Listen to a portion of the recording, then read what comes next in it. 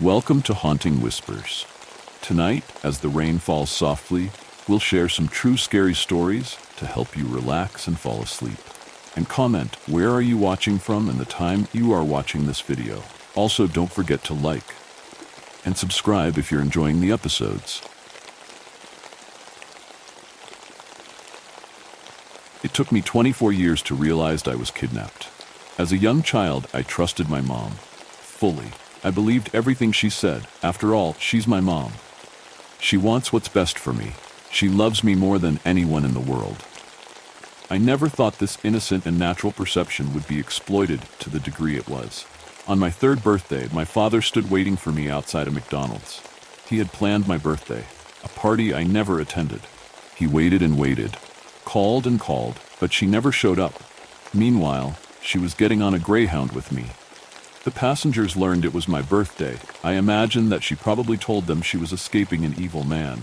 One passenger bought me a small birthday cake at one of the stops, my mom said. I wonder where that person is.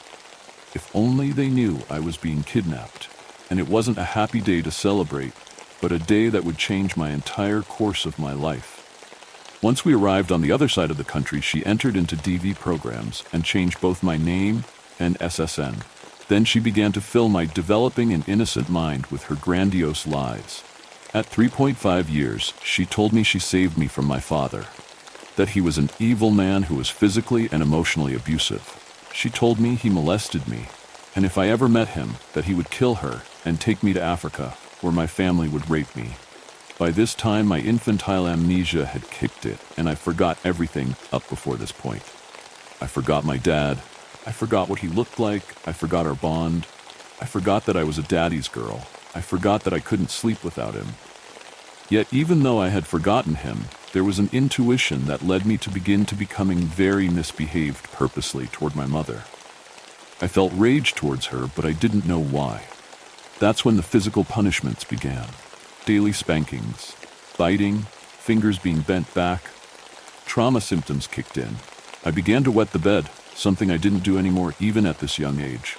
Night terrors about witches and running away became regular by 5 years old.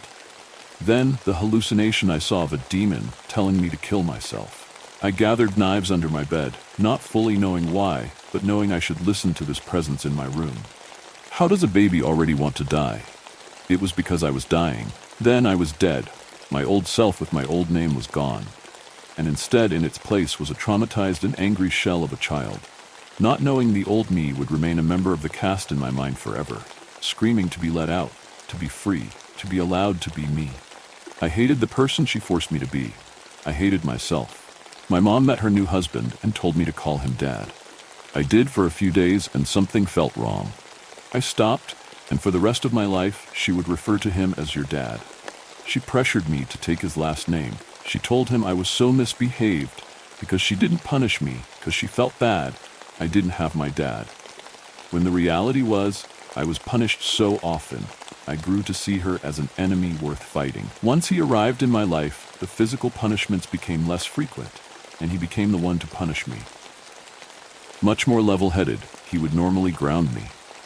I would often take my frustration out on him, saying, "You're not my dad." Time passed and I did petty things, like stealing makeup, which earned me a year-long grounding.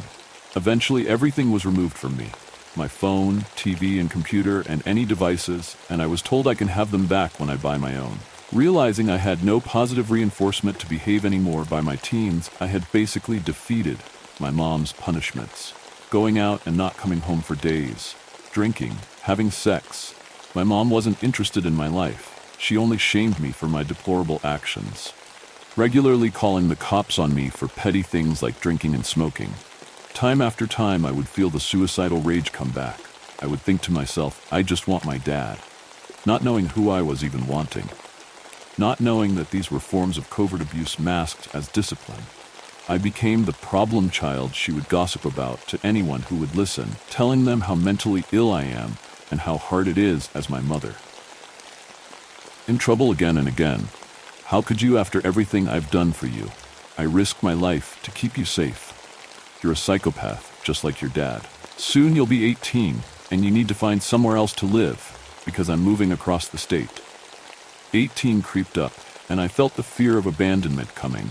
I knew I had to do something, or I would be in the street.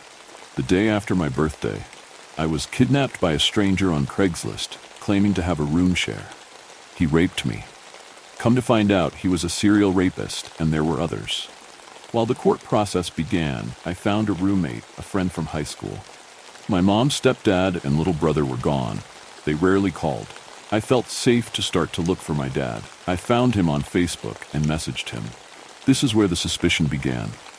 He told me he has been looking for me, that he loved me and was hurt every time my birthday came around. He was so hurt that he told people I died because he couldn't explain. My mom took me every time someone asked where I was.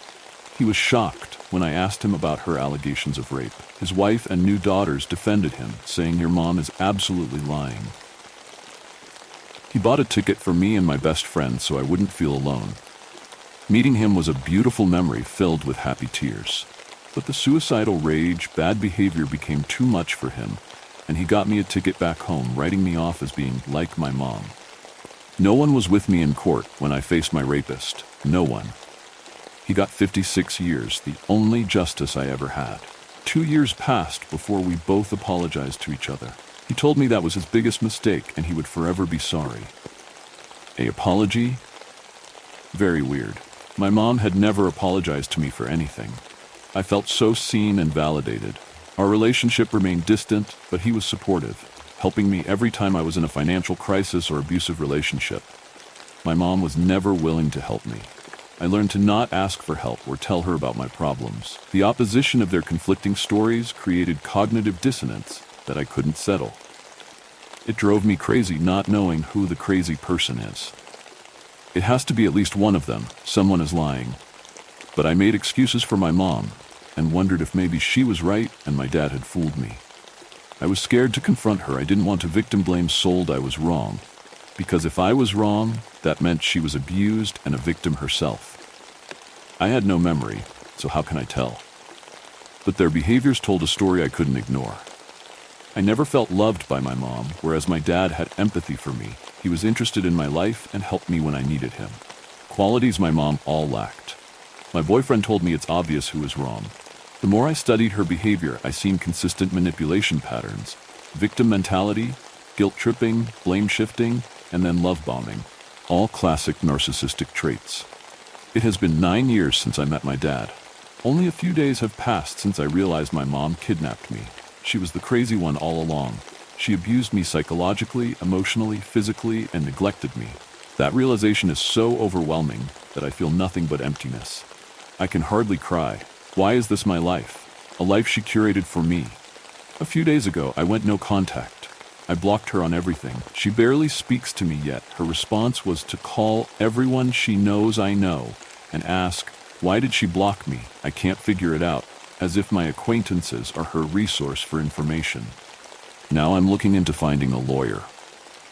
I've been educated that there's no statute of limitations for federally kidnapping children across state lines.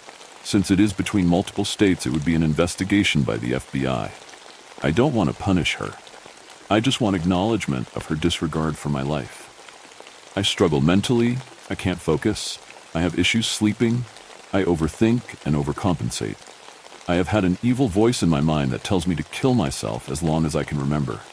At first I wanted to punish her, and then it became because life is so unbearable. The confusion drove me mad until I finally realized all I ever wanted is a family and a home. So I have no practical dreams or career aspirations. I just want love. I have to rebuild the person I was born to be. I hope to become someone who inspires others like me. She changed my name, took away my family, my culture, my identity. She killed me. I will never be who I was meant to be. But I know I am not a mentally ill, troubled person, but a person who was psychologically abused, who has empathy for others, who deserved a chance, a peace, a chance she took from me. She took my true destiny and identity away from me, something I will never get back. One filled with family, love, and compassion. One where I would be validated and valued. One without abuse. She took all of that. She erased an essential part of me. But she can't take my soul. I know the truth now, and I know who I am. I hope my story can help someone who is going through or who has been through the same. I searched and searched for other kids like me. I felt like the only one. We have to start telling our story. We have to fight for change in the system so that we can be protected. My name and SSN should have never been able to be changed without solid proof. Someone should have questioned her true motives, at least once. For those affected by parental alienation and kidnapping, I know your pain. I'm with you. They can kill who we were, but they can't take our souls. I wish this was a story I made up, but that was only the beginning. The real nightmare was yet to come. Never again will I go back country camping. This is my personal account of an incident that occurred in Alaska back in 2019. I haven't spoken of this incident to anyone but my therapist and my best friend. Despite many sessions and even attempts of exposure therapy, which I will explain later, this event still haunts me. Maybe if I post this here, I can gain some semblance of peace. So, like I said, it was 2019. I was 25 at the time. I had been saving up money to do on some backcountry camping up in Alaska. I live on the East Coast, and while my job was paying all right, I was taking up some under-the-table jobs, house painting, house sitting, pet sitting, and what have you, to help me out financially for the trip. I also had a friend set me up with their uncle, who is a bush pilot, to handle getting me to and from my camping location. This was my first and biggest mistake. Now, I had very little experience with camping outside of occasional weekend camping at state parks, and I did some camping excursions, nothing super challenging, when I was in Boy Scouts. But my friend's uncle, Mark, knew some good spots that were remote to an extent, but easy to get to in the event of an emergency by bush plane standards, that is. So yeah, no trekking to the nearest highway or road unless I wanted to walk for a day or so through rugged terrain. My parents helped me out with getting me some emergency supplies, food, hydration packs, first aid kit, bear spray, etc. Mark loaned me a spare rifle of his in case I would need it. Even though I was a non-resident, I could still carry a firearm under state law. I've hunted before when I was a teen, so I had experience in that regard. Plus, I didn't have to worry about the hassle of transporting a firearm and dealing with airport regulations. Mark also hooked me up with a satellite phone as well, so my cell phone was going to be nothing more than a camera. I didn't have the money for a good camera for photography or anything, so I had to make do. The plan was to be dropped off at where I was camping, camp out for 5 days, and be picked up on day 6. I didn't want to use up all 2 weeks of my allotted PTO at work, so I kept the trip condensed. Because this was my first time out, Mark helped me pick out a site based on his recommendations. The spot he chose wasn't one he went to often, as he typically flew in hunters and anglers, who typically were going to areas with more rugged terrain. It was relatively flat, not a lot of dense forests, maybe some patches here and there further in, and my campsite was going to be set up near a small lake with a good view of some mountains in the distance. Now, I'm sure a lot of people would like to know where I was specifically, but Mark no longer takes people to that location, regardless of their experience or not, and he no longer does fly-ins for anyone who isn't a hunter. It hurt his business a bit because fishing is so popular in Alaska, but he ended up retiring altogether due to COVID the following year.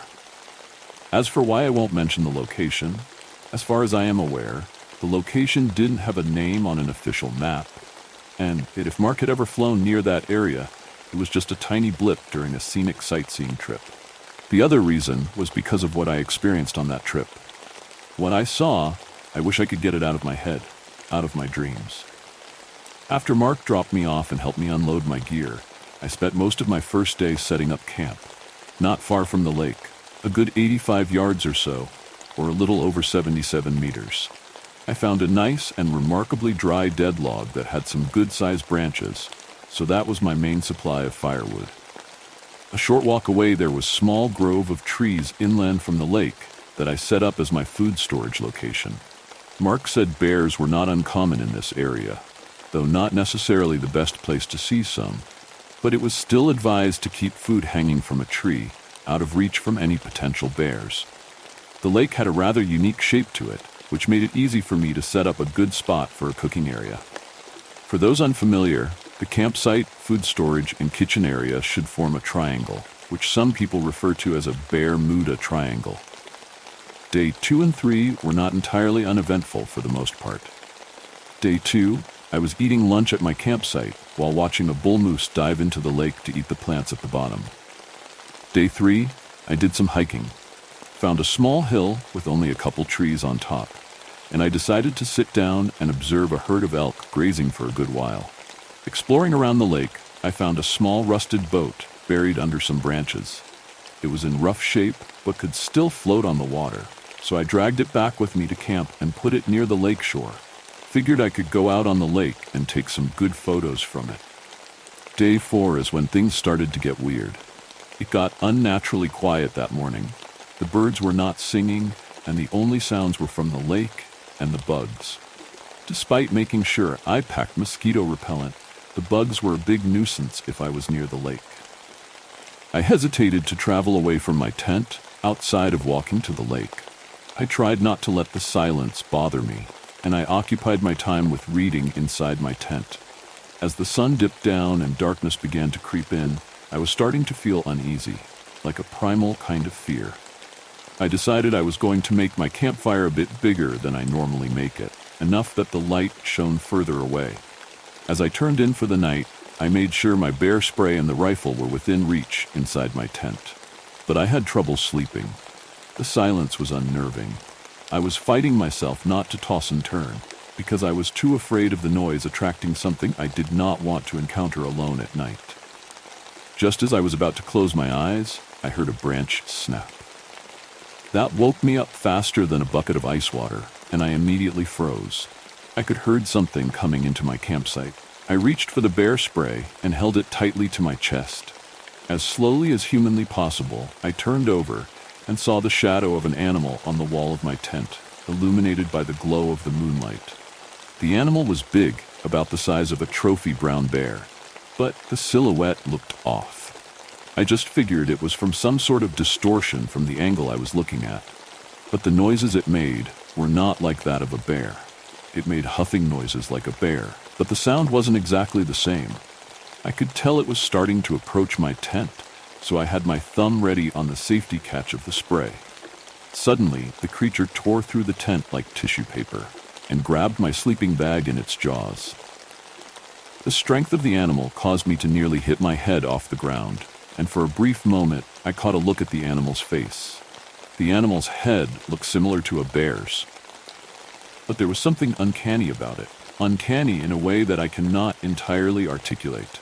It wasn't malformed or anything, it just looked off. As the animal dragged me out of the tent, I popped off the safety catch and sprayed it in the face. The animal reeled back, groaning in pain. It was a horrendous noise, not like anything I have ever heard. I heard it run off into the thick brush, and as I went to head for the remains of my tent, I could hear this crashing and cracking noise from the animal. I was too scared that it was going to come back, so I ran for the boat. As I was pushing the boat into the water, I turned back, and from the fading glow of the campfire, I saw the animal begin to charge. I wasted no time in getting the boat into the water, and I began to paddle as quickly as I could. I knew the creature would be faster, but I was praying that I got far enough away from shore it wouldn't attempt to chase me. The creature didn't stop at the lake shore, and it made its way through the water, at least up to its chest, and stopped. I could faintly see it from the moonlight, and then it ran for my tent. While I couldn't see it all that well, I could tell from the horrendous noise that the animal was thrashing around my camping supplies. I hoped to God that the rifle and satellite phone were intact. I curled up in the boat and tried my best to sleep, but I was drenched up to my waist and I was shivering like crazy. After a good 15 minutes, the noises from my campsite died down and everything became still again. I never slept through the night, but occasionally would paddle the boat to make sure it didn't float off towards shore during the night. When morning approached, I was still too afraid to go back to my campsite. I waited until around noon when my stomach began to protest. I picked up the paddle and slowly and as quietly as possible paddled back to my campsite. As I reached the shore, I still waited for several minutes just to make sure I didn't hear the creature approach. I slowly walked back to what remained of my campsite. The tent was nothing more than snapped poles and tattered fabric, and what was left of my sleeping bag was unrecognizable as belonging to a sleeping bag. Unfortunately, Mark's rifle had a busted stock, and the wooden forearm had a big crack down it. My backpack had been torn apart, and clothes and gear were scattered all around. I found my binoculars laying in the fire pit. Luckily, it looked like the fire had gone out before they landed in it, as there were no scorch marks on them. One of the lenses was cracked, but were still usable. I scoped out the food cache area, only to find my food cache missing, and some busted branches around the trees. I quickly grabbed a small backpack that was missing a strap and quickly stuffed some clothes into it and the binoculars. I searched around the campsite for anything else of use. The satellite phone was still in its pouch in what was left of the larger backpack, so I grabbed that and a couple emergency flares. I would pause every few moments just to make sure the creature from last night didn't show up. My bear spray can lay over by the dead log, and as I went over to grab it, that's when I heard a low growl coming from the thicket. I froze. If I had been wearing a t-shirt at the time, I would have seen the goosebumps that covered my arms. I slowly began backing away from my campsite back to the rusted boat, and that's when it emerged from the brush. It had the appearance of a bear, but like how you would probably envision a bear in your dreams, it had an uncanniness to its appearance that I am unable to describe. My mind was trying to make sense of what I was seeing, and part of me was, and still is, wondering if the sleepless night was messing with my vision. My legs were beginning to shake, and tears were streaming down my face as it watched me. I was terrified of what it might do next. The animal lumbered towards me, and I tossed a lit flare at it in the hopes it would scare the creature off. It backed off momentarily. I took the opportunity to run for the boat. Bad idea when dealing with a predator, I know, but I managed to get the boat back towards the deeper water as it stopped at chest-level water like the night before.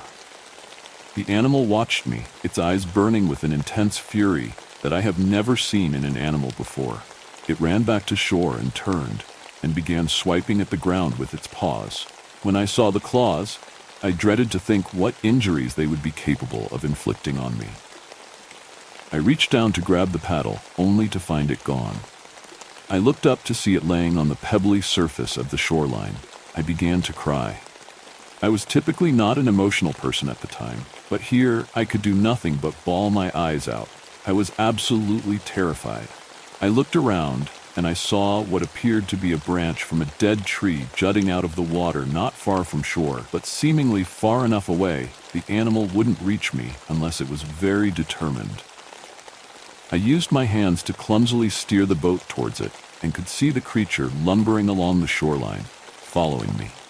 I screamed at it to go away, but the animal was unfazed by my shouts and screams. When I reached the branch, I looked up and saw that the animal was gone. I looked around the shoreline. I wasn't terribly far from where my campsite had been, and I didn't see any trace of the creature. I accidentally kicked my foot back and heard a thud. I froze, and again I heard the crashing and snapping of branches in the thicket.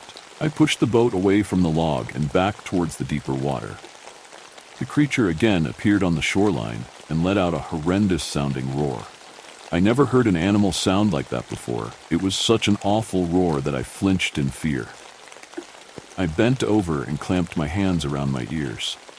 I was doing everything to keep the image and sound of that animal out of my head. I was cold, wet, and alone in the Alaskan wilderness, and I was being terrorized by something that was an indescribable approximation of a bear. I heard my foot thud again, and I felt around, at first thinking it was part of the boat. I felt a handle, and out from under my seat was a metal box with a padlock on it that wasn't even locked. I carefully took off the padlock and opened the box, and inside was a vintage camping shovel. Looked to be military surplus. It wasn't perfect, but the closest alternative to a paddle. I slowly began heading down the lake towards a river. I looked over my shoulder, and the creature was continuing to follow me. I had never seen an animal this intent before. My mind was racing through so many thoughts. Was it an animal? A monster? I reached into my pack and pulled out the satellite phone. Battery still had enough juice, and I immediately called Mark and, despite my sobbing voice and him trying to calm me down, said he'd get out to me as soon as he can. and told me to keep an eye on the creature. Mark believed I was being stalked by a bear. Once again, the sun began to dip down, and I was enveloped in darkness as clouds started to block out the moon. Somehow, I was able to fall asleep. Woke up once in the middle of the night, thinking the animal had gotten to me, but after an excruciatingly long period of silence, waved it off as a fish. When dawn came, I found my boat started to drift towards shore. I looked around, didn't see any sign of the animal. I gathered my remaining belongings, and after looking for landmarks that Mark advised me on, trekked to where he was going to meet me at. That was the scariest 3 hours of my life. All I could think of was that animal stalking me. I completely forgot to even be aware of other animals like moose. As I crested a hilltop, I could see Mark's plane in a flat meadow, and I just booked it for the plane as fast as I was able to. Mark rushed over and helped with my belongings, a rifle slung over his shoulder.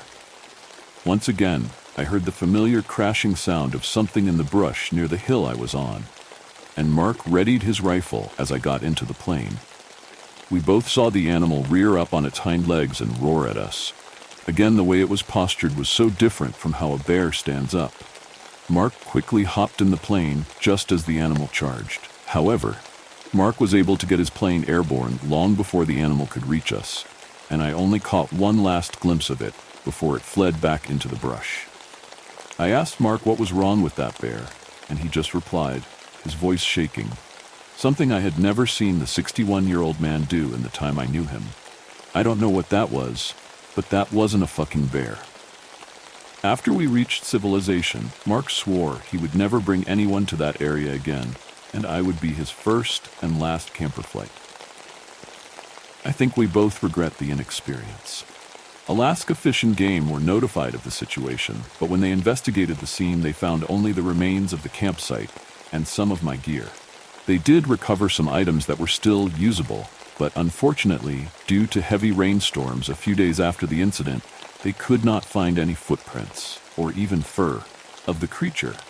Officially, it was logged as a bear incident.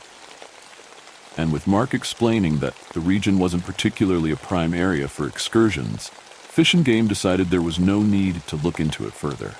Mark and I are the only ones to have seen this creature. And unfortunately, neither of us were able to describe the animal to Fish and Wildlife, because both of us would break down into tears before we could get far enough into the description. When I came back to the continental US, I went through a few years of therapy, mostly video calls due to COVID, but after things started opening back up, my therapist was taking me to zoos to see bears for exposure therapy. But it was fruitless. People thought I just had a scary encounter with a big brown bear. But I know better. There's something up there in Alaska. I don't know what it is, but I pray to God every day that someone else doesn't have a run-in with it. As one horror fades, another waits in the shadows, ready to strike. My girlfriend came back from her work trip. A changed woman. I had to agree with my girlfriend Emily that video calls were not as good as being together in person, but there was no way around it.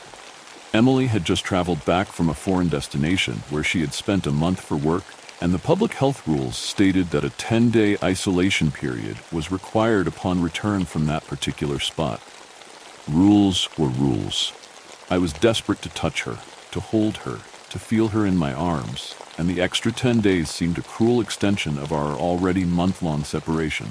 But at least she now had good internet connection, and we promised each other long quality video calls in the evenings, a luxury after having to deal with the flickering, poor quality internet of where she had been. The first few days, however, she ended up being feverish. Just some bugs she must have picked up from the airport, she assured me in a weak voice. But by the 6th day, she was feeling much better, and I could barely wait to get home and call her. That was the highlight of my day, when I could finally lock the door and enjoy her virtual company without the connection dropping or colleagues interrupting or any other distraction.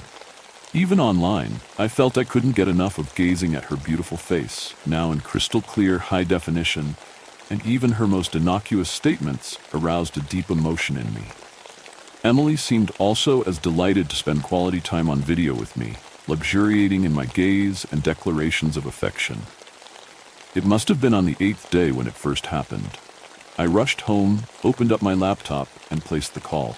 Within a few seconds, she flickered in sight, wearing some kind of black zip-up sweater zipped up to her neck. I felt mildly disappointed. During our previous calls, she had usually been dressed in what I called date night attire, revealing tops and lovely lacy things that barely brushed her skin. A wonderful change from the standard working gear that she had been wearing every day while she was away for work. But her face was glowing, her cheeks flushed, her eyes shining with an odd light. "You want a peek, babe?" she said, mischievously. I felt almost as eager as if she were before me in flesh. "Come on, darling, let me see. Please," I begged. She unzipped the zipper with her freshly painted nails just down her neck. "This good?" she teased. She unzipped a bit more. I could see her jutting collarbones. Something was wrong with the internet quality. She flickered. Her head was replaced momentarily by... what? No, her face. Something glistening was under her sweatshirt. "Liking what you see." She cooed and pulled down a bit further. I peered in, my face almost touching my laptop screen. A scaly, greenish-black texture was becoming visible on her skin. Her face flickered again, and I caught a glimpse of flaring eyes and sharp teeth in a scaly face. I leapt back as if stung and slammed the laptop shut. My cell phone dinged. "Babe, what happened?" I thought a bit, then responded, "IDK, my internet isn't working." Okay, when you get it back. I really want to show something you took for." I didn't go back online that night. Emily was not happy about that. She sent me some more text messages, but I pretended that my internet was still out and went to bed as soon as I could, pleading a headache. The next day, she bombarded my phone with loving messages and gorgeous images of herself as never before. I put the scaly vision of last night out of my head, again feeling that old passion to at least see her online if I couldn't actually be with her. I raced to my laptop at home as soon as I could. She was waiting for me online, again covered to the neck. "Here we go, babe," she said, and in one swift motion pulled the zipper down, revealing for one tiny instant her beautiful body. Then the image flickered, and a scaly, glistening greenish-black creature seemed superimposed on the body, with flaring yellow eyes and sharp, protruding teeth. I cried out, blinked, and the creature vanished, and I was once again staring at the body and face of my beloved Emily before me on my laptop screen. "You likey?" she asked, smiling at me expectantly. Her pink, soft lips curving in what I would have thought until 2 seconds ago the world's most beautiful smile. "Yes, oh yes," I whimpered. Did she not know what was going on? She leaned in so far, her soft lips almost touching the webcam. "It will all be yours, very soon, my sweetheart. All yours. We will finally be together. Oh, I can barely wait for tomorrow." And she ran her tongue over her lips in what was supposed to be a seductive gesture. But her tongue was narrow and forked, and her teeth fanged. I jumped back. She frowned. "What is it, Matthew?" "Nothing. Oh, I can't wait." And despite myself, her suggestive movements started arousing me, and the image of what I had seen, or thought I had seen, once again receded from my mind, as I allowed myself to enjoy her virtual company. It was only when we were almost done, saying our last long lingering goodnights to each other, that her image flickered again, and for a whole 2 seconds, while I was paralyzed by fear, I saw on the screen a scaly, glistening greenish-black shape, with fanged teeth and flaring yellow eyes. I spent the next day at work in a fog of confusion and fear. I kept trying to dismiss the terrible vision as some hacking prank gone wrong, but it was too vivid, the scales glistening and the eyes flaring too brightly for me to convince myself. The day after, she was out of isolation. "I'm coming over, babe," she texted as soon as I got home. "Emily, you don't have to," I texted desperately. She texted back immediately. "You got a new GF while I was stuck inside?" My heart sank. "Don't be ridiculous." "Okay, I'll be there 30 min." Heart racing, I knew I couldn't be alone with her. Frantically, I texted, "Hey, I was just going out to grab coffee, meet at the usual." Barely 5 seconds passed. "You're gonna dump me and are too coward to do it home, or doing it at coffee shop like a wuss on a first date." "I just want a coffee. I'll meet you there, already out of the door." She arrived within 5 minutes of me seating myself outside, on the small pavement patio. Despite her red, teary eyes, she looked as beautiful as ever, and the now familiar doubt of what I had seen on screen crept in. I took her hands. "Emily," I began. She began ugly crying. "You're dumping me. I can't believe you started sleeping with someone else while I was away," she sobbed. Other customers furiously pretended to mind their own business, and the server discreetly stood away. "No, I swear," I said, feeling helplessly. "It's just what?" She slammed her hands on the table and stopped crying. A horrible hush fell over the patio. The server rattled his tray. She leaned towards me. "Just what, asshole?" she hissed. As I stared into her eyes, I saw her pupils swim and change shape. I swear I saw them become vertical slits, suspended into the greeny blue of her eyes. I cried out in fear, jumped up from my chair, and began running. I had no idea where. I just knew I had to get away. Emily slid out from behind the table in a lithe movement and immediately began following me. "Matthew," I heard her cry. "Please, stop, I love you." Her voice was cut off by horrible skidding brake sound, followed by a high-pitched scream. A great shout went up. For a split second, everything was completely still, and then the spell broke. I looked back, in time to see the crowd surge to where her crushed body was lying on the street. And then, with sirens wailing, everything seemed to heave on the street. The sun was shining in my eyes, but I know I saw two men dressed in regular jeans clear the crowd. I saw them pick her up and take her, not to an ambulance, but inside a plain black van. I never saw or heard of Emily again. Just when they thought it was over, a new terror emerged, more twisted than before. Before moving to next story, please subscribe to our channel if you like our content and want more in future. The door said, "Do not open." I opened it. For part 1, watch our previous video. We drove. The drive lasted forever. At first, I didn't notice. I was too busy fidgeting with my shiny new phone. In my naivety, I figured this venture, rescuing my girlfriend from the hounds of hell, would take a couple hours, and I'd narrowly make it to school on time. Oh, how wrong I was. The cop didn't speak. No music, no conversation, nothing. Just the sound of the V8 engine barreling down an anonymous side road. Finally, I spoke up. Where are we going?" The cop grumbled something under his breath, gripping the wheel tightly, and kept driving. Earlier at the coffee shop, he introduced himself as Doug. He didn't say much else, only that he knew of this frozen hell world Rowan was trapped inside, and that we should go get her before it's too late. We drove. I was getting fidgety, my phone no longer of interest. Where was he going? We weren't even in the city anymore. I began to worry. Maybe this disgruntled cop was going to torture me and make me do unspeakable things. I imagined the worst. Many unthinkable scenarios played out in my mind. Doug was old, but he was tough as nails. His wrists were like logs, his eyes as cold as a killer's heart. I was sitting in the back, which somehow made it worse. It was an old car with the old-style seat belts and old car smell. I didn't like it. The old car blundered onward until finally we pulled into a plot of land next to a cabin so derelict. It should have had a sign declaring, "Hillbilly Haven." "Wait here." His revolver, clenched tightly within his large hands, made a good argument. I waited. My heart was leaping inside my throat. I hated myself for being so gullible. Like, why would I get into a car with some strange man? Yes, he was a cop, retired, and he claimed he could find my girlfriend. Still, I truly am an idiot. I watched him disappear behind the makeshift cabin. The only sound was the squawking jays, warning others of our presence, and the endless chorus of crickets. By now, I'm freaking out. Clearly, I wasn't safe. I scanned the old car, looking for a weapon. Anything. There was a ballpoint pen on the dash. I grabbed it and stuffed it inside my sleeve, just in case. When I looked up, he was standing over me. I nearly screamed. He tapped on the window. I rolled it down manually, which I'd never done before. "Keep out of the bag." Before disappearing again, he tossed a large khaki backpack onto the passenger's seat. Despite the warning, I considered rummaging through it. Just a peek, right? But I didn't dare. When he returned, gun in hand, he got into the vehicle and drove away. "Like, what's going on?" I asked, trying to sound brave. "Needed supplies," he grunted. "You didn't think we'd just show up unprepared, did you?" His laugh was as dirty as an ashtray. I didn't know how to respond, so I kept quiet. If this psychopath was going to kill me, let's get it over with. After a summer of depression, the guilt of abandoning Rowan weighed heavy on my heart. And why wouldn't it?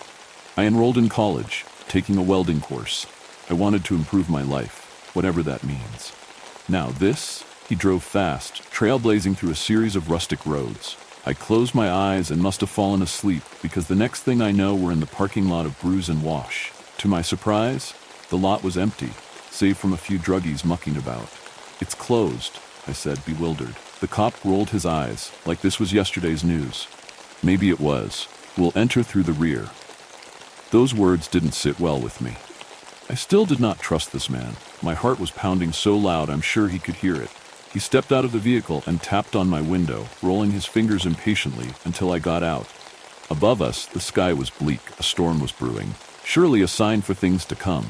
"How are we going to get in?" I asked. Grinning, he licked his lips. This is a madman, I realized, not happily, as he produced a golden key. Here's the city key. It'll open anything." "Where?" I didn't have the heart to ask, nor did I need to. Of course we were breaking in. It's not like Ray would voluntarily let us pass through the door that declared, "Do not enter." Besides, for whatever reason, Ray closed shop. He's owned the laundromat for as long as I can remember. Nothing made sense. The cop rammed the city key into the lock and turned. Click. His eyes danced with possibilities. "You go first," he said. I can't believe I'm going through with this. Like, I should be in class right now. Ugh! With a pouty face, I flicked on the light. No light came. Something was wrong. All the machines were gone, replaced by piles of black soot. The smell was like burnt plastic. The cop nudged me onward. "Take this." He reached into his bag and handed me a flashlight.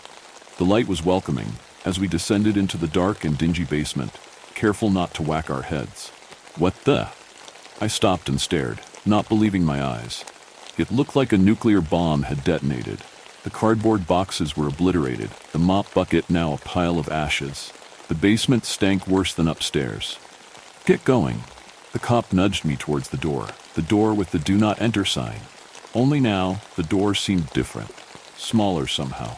The skull was colorless. It seemed sad, like its hopes and dreams were shattered. I was handed the skull key.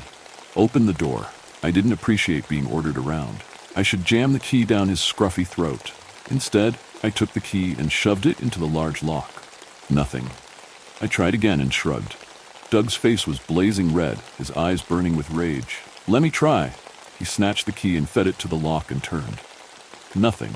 We stood side by side, crouched awkwardly, while staring at the door with the "Do Not Enter" sign.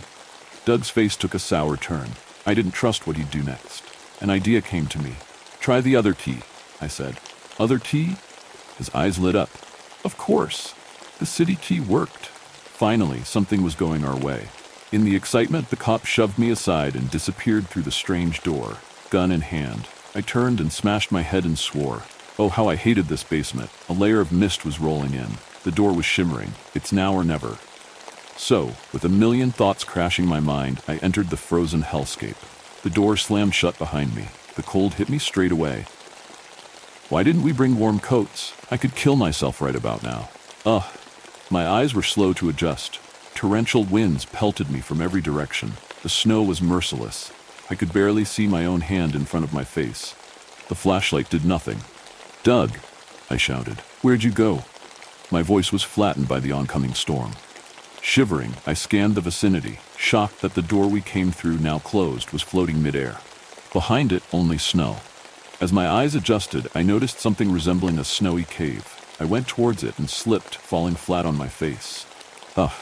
When I looked up, I groaned. Something was circling above me. Something huge. It looked like a pterodactyl, with a long beak, spiky teeth, and glowing red eyes. "Doug!" Anger enveloped me. This was stupid. We were walking into certain death. Then it hit me. The cop has no intention of helping me. Clearly, he has his own agenda.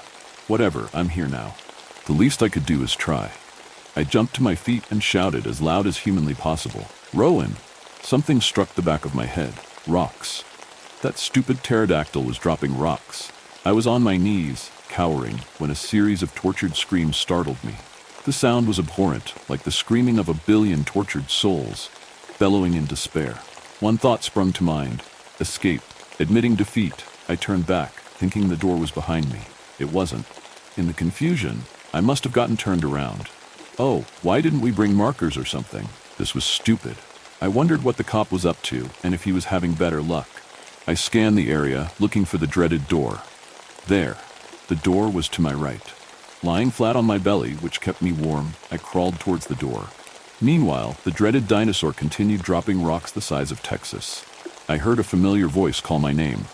Rowan. Jackson, is that really you? My heart found my mouth. I couldn't believe it. She's actually alive. Deep down, I thought she was dead.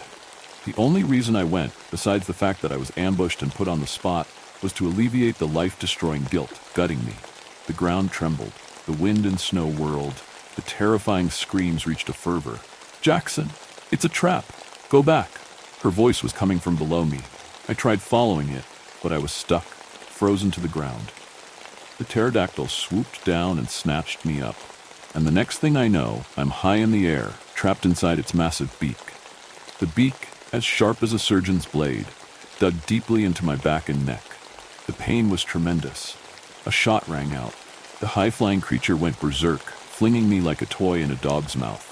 I jammed the ballpoint pen into its eye. It made a sound like a Harley. Then it dropped me, and I crashed onto the icy surface. The ground below me groaned. The ice was cracking. Before I could move, the ground opened up and swallowed me. While falling, I saw the cop, revolver in hand, shooting at the bird. I grinned despite plummeting towards certain death and said a prayer. Then, crash. My body smashed the snowy surface. My body felt like a punching bag. Ear-piercing screams surrounded me, sending ripples down my spine. I looked up and froze. Hunkering over me was a mammoth beast. It had 8 arms, yielding treacherous tools of torture. The beast stomped with great force, its deadpan eyes never leaving mine. Before I could flee, it charged. The beast attacked with tremendous speed, grumbling and groaning and growling. Just before the beast bore down on me, I was grabbed and dragging through the snow. Someone, or something, just saved me. I faded in and out of consciousness. When I came to, I was in a small cave. My girlfriend was snuggling me, a meager fire keeping us warm. Rowan. My voice was weak. Shh, she said, rubbing my back and arms, cleaning my wounds. Our eyes met and all my troubles disappeared. I sighed. Then came a deafening crash, killing the moment. The fire extinguished. A pistol shot rang out. The cop, he must have followed me. Maybe he isn't so bad after all. I shimmied to the edge of the cave, peering out. There are no words for what I saw, but I'll try. Below us was a collection of caves which served as jail cells, each cell housing hundreds of slaves. The slaves were paper-thin, covered in welts and sores, and moaning miserably. Pterodactyls were scorching them with fiery breath. As they floundered in flames, a band of behemoths, the size of ivory towers, showered them in icy water, turning their skin crispy blue. They hollered in agony, begging for mercy. Following that, swarms of fiery insects crawled into their eyes and burst into flames. I watched, horror-struck, as the slaves poked their eyes out while withering in anguish. Afterwards, the behemoths dragged them out of their cells, naked, and forced them to endure a humiliation ritual in which a coliseum of motley creatures cheered on. The prisoners then returned to their respective dwellings, and the scene played out again. I can't. Shh. Rowan was holding me tightly, warming me with her hands. Something snapped. The sound was enormous, like grinding gears. Then came the alarm. Intruder alert! Intruder alert! Intruder alert! Crap, they found us. Rowan forced me to my feet. She was still wearing the coat I'd given her, only now it was torn to shreds. She removed it and wrapped me in it. I reveled in the warmth. My chattering teeth made speaking impossible, so I kissed her. It was the greatest kiss of all time. The ground shook violently, and I was tossed aside. Suddenly, surrounded by an army of hellish creatures, I raised my arms in surrender. I didn't stand a chance. The largest creature, which can only be described as a 2-headed troll yielding a giant axe, spoke to me. You're coming with me. The thing, 12 feet tall at least, scooped me into his mighty arms and carried me towards the cells. Behind me was a kerfuffle, but I couldn't see what was happening. Then came gunfire. The creature dropped me, then turned and faced the cop. Doug, toting a pistol in each hand, tossed me a Smith & Wesson. Hope you know how to use it, kid. I did. Grandpa taught me well. With trembling hands, I shot the creature in the face. Blood exploded like fireworks. Rowan, using a crude bow and arrow, fired, hitting the creature in the eye. The creature dropped like a sack of stones. The hell beings hushed. You could hear a pin drop. Suddenly, we were surrounded, our backs to one another. The three of us versus the army of the undead. Crowds of hideous creatures, too many to count, watched in awe, anticipating our next move. The largest troll, wearing what can only be described as loose-fitting overalls and boots bigger than a house, was seething. Oceans of drool slopping from its filthy face. His axe glistened as he raised it high. "Grab my hands," the cop ordered, "both of you." I was shaken, and poor Rowan looked like she hadn't eaten in months. We didn't move. Now, goddammit! Our hands met, cold and clammy, and away we go. Doug fired a grappling hook straight into the air. Next thing I know, we're flying straight up, narrowly negating the hellish monsters. The troll groaned in protest, the pterodactyls scorching us in flames. Then, whack! Our heads hit into the icy roof. "Hold tight." Doug lifted himself to safety, helped us do the same, then dashed towards the floating door, with us trailing close behind. Before passing through the door, which thankfully was open, I spied one last look behind me and shuddered. A red-horned devil was glaring at me, speaking in tongues, twirling his pitchfork tail. We did it. We actually did it. Doug's excitement was contagious. We hugged. By now, the basement floor was covered in ice and snow. The skull was snarling, eyes pointed like lasers. It belched a plume of sooty smoke from its mouth, then the door slammed shut, seemingly on its own. The door shimmered, then disappeared.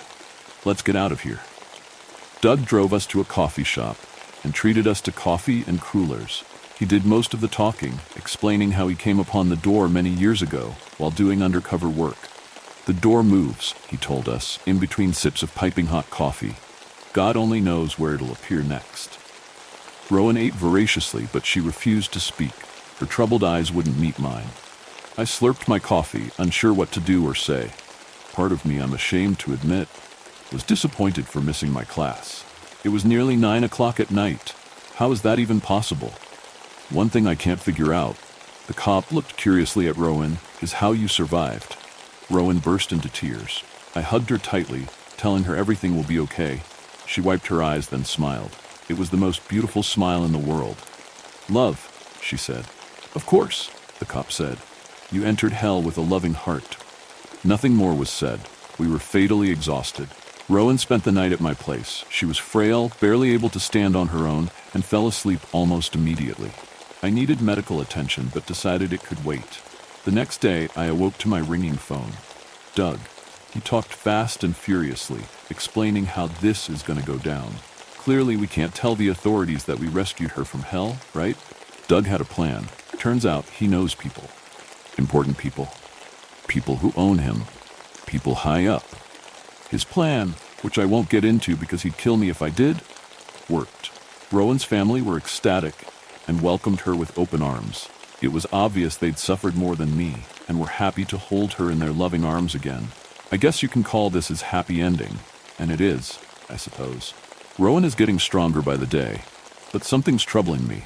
While she was sleeping, I discovered something behind her ear. A tattoo, written in red ink. It's small, barely visible, and creepy as hell.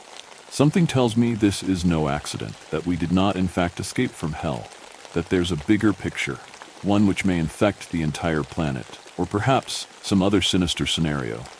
The tattoo I discovered is a number, 666. The darkness lifted for a moment, only to reveal something far worse. A friend just sent me his latest playlist, and deep down, I know I shouldn't open it. My buddy Josh always maintained that hell is full of ads. He hated ads with an absolute passion, regarding them as the main symptom of everything that's wrong with the modern world. Fucking peak capitalism, making the elite ever richer while people like himself slaved in a series of dead-end jobs.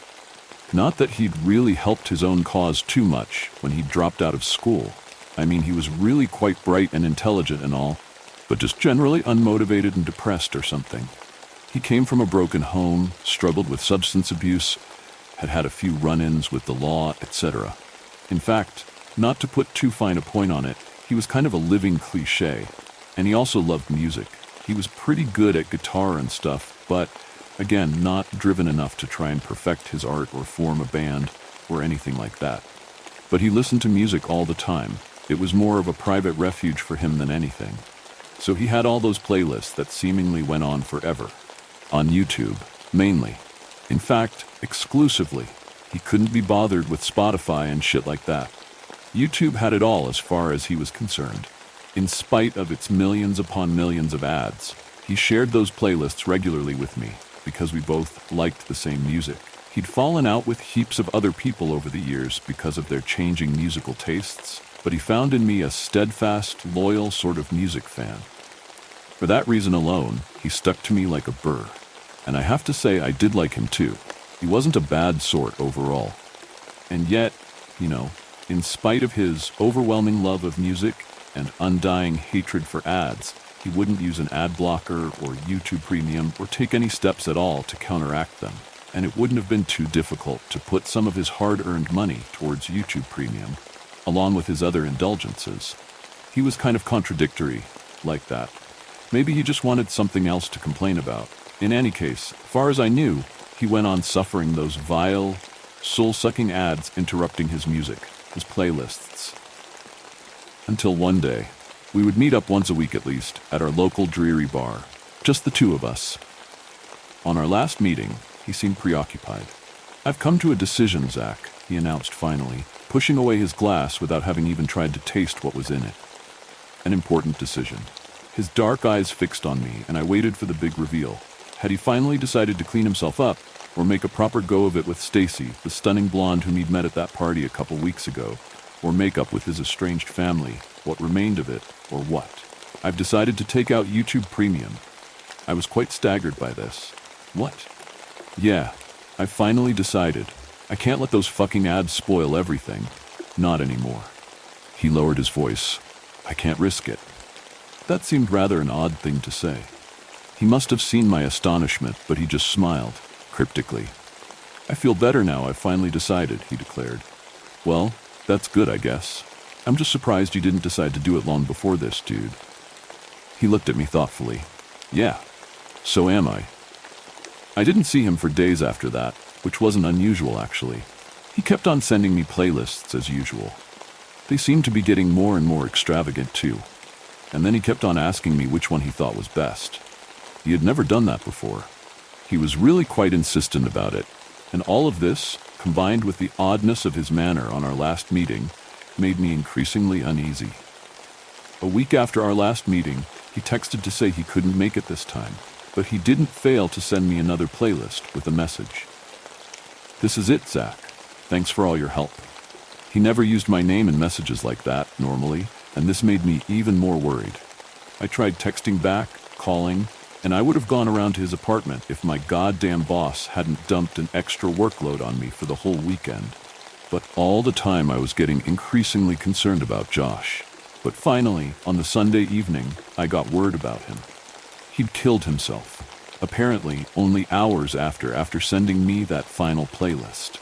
In his apartment, with some dubious substance in his system and a deep vertical gash in one wrist. I'd be lying if I said I was surprised to hear this. Shocked and grieved, yes, but not really surprised. He'd never really talked about that stuff, but I had never found it too hard to imagine him checking out on his own terms. But when I learned more details about the whole sad case, I also felt something very like horror. There had been a YouTube playlist open on his phone, which was found right beside his body, that last playlist he'd shared with me. Music to commit suicide to accompany you into the great beyond, hell perhaps, where ads played forever according to his conception. I pushed away that blackly comic thought, but then I felt chills all over my body. That was why he'd taken out YouTube Premium at the last. I remembered the words he'd used that had struck me as so odd at the time. "I can't risk it." He couldn't risk some fucked up ad interrupting the climactic moment, his ride into eternity. This was some messed up shit. Although another way of looking at it was he died doing something he'd loved, but it was kind of hard to do that. I just felt cold, endlessly cold. And I also knew it wasn't over. Update. I've been feeling very much out of sorts all day. Kind of drowsy and all. And my wrist is aching, my left wrist. I can't remember having sprained it or anything though. And I've just received a link to a playlist from Josh's phone with a message. "You gotta listen to this, Zach. For old time's sake. We can listen together just as we used to. But Josh is dead, right? I'm feeling worse all the time. I can't think straight. I've got an absolute fucker of a headache and my wrist is hurting worse than ever. Maybe I'll listen to some music to make me feel better. One story ends, but the echoes of terror continue, pulling us into the next nightmare. Something is following me, and it's getting more confident. Have you ever had the feeling that you're being watched? Like eyes are prying into you, trying to dig their way deep into your soul? Because that's how I felt for the past 2 days. I don't know what to do, or how I can make it stop. I've never posted on something like this before, but at this point, I'm willing to try anything. I'm desperate for some advice. I'll take you back to the start, or what I assume to be the start of it all. I live a fairly ordinary life. I'm a 21-year-old guy, living on his own in a bit of a rundown flat, commuting to work on the train every day. This doesn't leave me a lot of spare time for anything else, really, because my commute is an hour each way. My days consist of waking up at 6:30, getting dressed, walking to the train station, catching the train, walking to work, working, and then doing the same process in reverse. That's it. I don't really have any friends to hang out with, and I'm not exactly on the best terms with my family, for reasons I won't go into here. So I sit on my own each evening, watching TV or playing video games. I keep myself to myself and get on with my life. Now, you may be thinking that my life sounds pretty miserable or boring, but to me, it's perfect. I've always been a bit of a loner, so my daily routine suits me perfectly, and I've been living happily like this for the past year. That is, until a dream I had 3 nights ago. Like all dreams, it didn't have a beginning. I was simply there, no recollection of opening my eyes in this new place or how I'd got there. I was standing in the middle of a large grassy field. I could feel the wind blowing gently on my face, and I ran my hand through the large grass strands that stretched up from the ground to meet me. I looked around and realized I was alone. The field was empty, save for a lone tree, a few hundred feet away from me. I started to make my way over to it, not knowing why I was doing so, but just having the feeling that there was something there I needed to see. As I got closer, I could make out the faint shape of letters carved into the wood. From where I was standing, I couldn't quite make out what they were, and so I decided to get closer for a better look. And that's when I felt it for the first time. Even in my dream, the hairs on the back of my neck stood on end, and a chill went down my spine. I could tell that I was no longer alone. Someone else was here, watching me. I spanned myself around and caught the first glimpse of them. They were far away, so far away that all of their features were obscured by the distance. All I could make out was a featureless shadow standing in the grass, watching me. I stood for what seemed like hours, just staring back at them, unsure of what to do. And then they started to run. The figure lurched forwards with impossible speed, heading straight for me. Instinctively, I span back around and began to take off in the opposite direction, towards the tree. The words on the tree were becoming clearer, but I still couldn't make out what they were yet. As I ran through the grass, trying desperately not to trip on the uneven terrain, I glanced behind me to ascertain how much distance I had left between me and my pursuer. Not much. It had impossible speed, coming at me like a steam train, closing the gap between us in a matter of seconds. It would only be a few more until it was on me. I began to panic and tried to pick up my pace, but as is the curse of most dreams, I was running at a snail's pace. My foot slipped, and I was sent crashing to the ground. I flipped over just in time to see my pursuer pouncing on top of me. I could see now that it was not the distance that had caused it to look featureless. It was featureless. Just a black hole of pure energy in the shape of a person. It brought its hands up to my face, placing them on either side of my eyes. I began to cry and plead with it, begging it not to hurt me. It didn't listen. Instead, it plunged its dark thumbs into my eye sockets, blocking my vision and causing me to scream out in pain. And then I was awake, screaming still. I scanned my room, looking for the creature, but I was alone. Fucking stupid nightmare. I muttered to myself as I led back down, trying to slow my breathing and calm myself down. I managed to eventually get back to sleep and awoke at 6:30 to my normal alarm buzzing next to me. I got up and began to get ready for work as normal when my mind drifted back to my nightmare. I tried to think of the letters I had seen carved into the wood of the tree, but all I could remember were Arum Eknonix Yimnoenes. There was still a lot more carved into it, but in my panic, I couldn't make out the rest. Whatever, I thought to myself. I left my building and began my walk to the train station, the thoughts of my dream already beginning to fade from my memory, chalked up to nothing more than a stupid dream caused by a scary video game or something. You'd be surprised by how quiet the streets are in a big town at 7 a.m. No one trying to sell you things, no one bumping into you or pushing past. Most of the time it's just me and the road. Nice and quiet. It was the same on Thursday morning, but as I got closer to the train station, I began to get a familiar feeling. The hairs on the back of my neck began to stand up, and I felt a chill run down my spine. I turned around slowly, hoping to just see another commuter making their way to work behind me. The street was still clear, with no sign of anyone else having been there other than me. I breathed a sigh of relief and shook my head, thinking that the previous night's dream was just playing tricks on my mind. However, as I began to turn my head back in the direction I was traveling, my eyes caught a glimpse of someone standing behind a lamppost. Only half of their body was visible, the other half hidden behind the metal pole. They were standing about 200 meters from me, so I couldn't easily make out any of their features. All I could see was an eye, glistening in the reflection of the streetlight. Whoever it was watching me, motionless. I stood for a moment, debating what to do. I brought my hands up to my face and momentarily covered my eyes as I rubbed them. When I removed my hands once more, the figure was gone.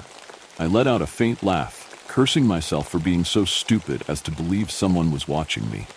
It was most likely just someone making their way to work, just like me. They had momentarily stopped to look at me, the only other person on the street, just as I had done to them. And then they had moved on. Got on with their day, just as I had to do now as well. The rest of the day went by as usual, with nothing out of the ordinary to report. That is, until I was on the way home. I got on the train home, as I normally would, and we set off back towards my hometown. There are a number of stops between where the train begins and where it ends, with the carriages steadily becoming quieter and quieter as the journey progresses. By the time it reaches the final stop, I am normally the only person left in the carriage, which I am more than okay with, as it means no one has to sit next to me. As the train slowed to ready itself for the next station, I felt my hairs stand on end once more. I sighed at myself. Not again, I thought, wishing that my brain would stop playing tricks on me. It was clearly hanging on to the dream more than I had thought, and was not letting go anytime soon.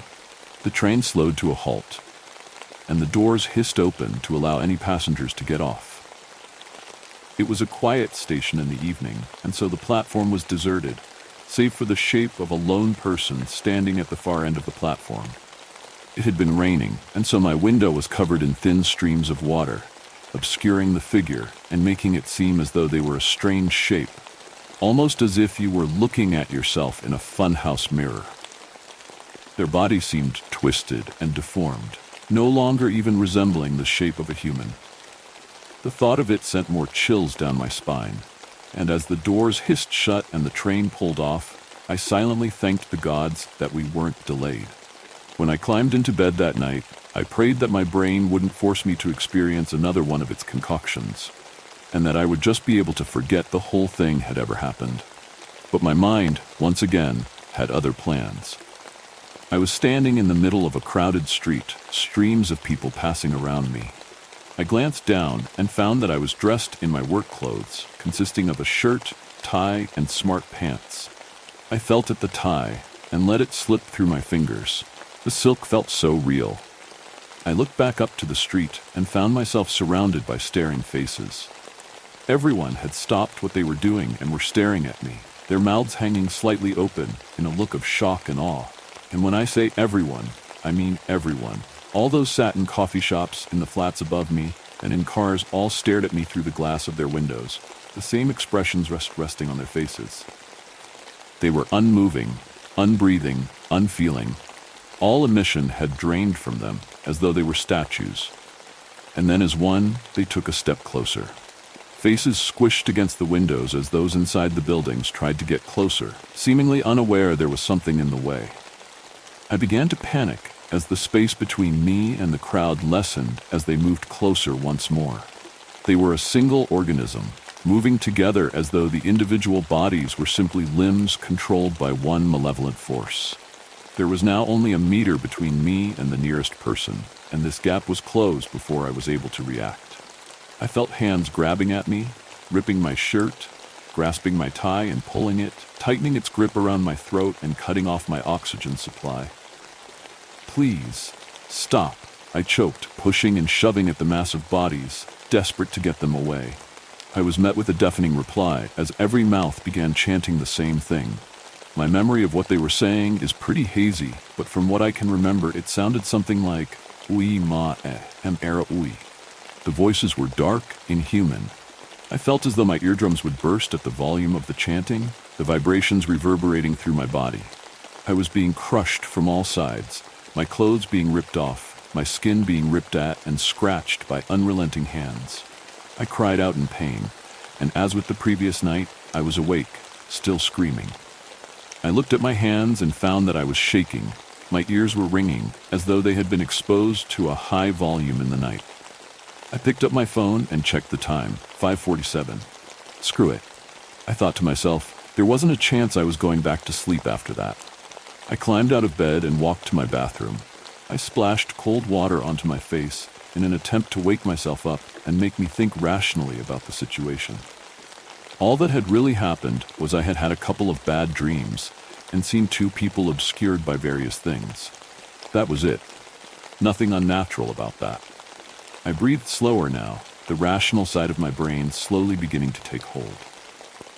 As I brought my head back up to look at myself in the mirror, I noticed a shadow standing in my shower, obscured by the shower curtain that had been pulled across. I gasped and my blood ran cold. I was frozen by fear as I stared into the reflection. Whoever was in the shower was facing the mirror as well, their shape clearly visible. They were unmoving, as still as a statue. I slowly turned myself around to face the curtain, the shape of the intruder still visible. Tears began to form in my eyes as I reached out a hand. I grasped the fabric and in one quick motion, yanked the curtain across to expose the figure. It was empty. I let out an audible mix of relief and fear as I brought my shaking hands up to my head. I went into work early that day. I couldn't really focus properly on what I was doing, my mind filled with thoughts of my follower. Whatever it wasn't a figment of my imagination. I had definitely seen a figure standing in my bathroom, watching me. It had been in my flat, feet away from me. I traveled home as usual, thankfully not having the feeling I was being watched at all. I stepped off the train onto the platform and followed the few others that had got off down the nearby stairs that led to the exit. The stairs lead down to a small tunnel under the station, lit by crappy lights that flicker occasionally. At the end of the tunnel is a corner where a set of stairs live, leading up to the entrance of the station. Next to this corner is a mirror, placed onto the wall near the ceiling, allowing you to see if anyone is about to turn the corner, preventing you from bumping into them. As I neared the corner, I glanced up at the mirror and found that there was someone standing just round it. They were wearing a shirt that seemed to be 2 sizes too small for them, and a tie that looked as though it was choking them. A mass of lumpy skin bulged through the gaps between the shirt's buttons. I stopped in my tracks just before the corner. I looked into the mirror closer, and even though they were hunched over, I could see that the person's head was deformed, as though it was just piles of skin thrown together clumsily. I could hear it wheezing, as if the simple act of breathing was causing it immense pain. I could feel tears beginning to well in my eyes again as I felt my hairs stand on end once more. Shit, shit, shit. I whispered to myself, trying to hype myself up just enough to make the 3 steps to the turn. Every part of my body wanted to turn around and run in the opposite direction, but I resisted.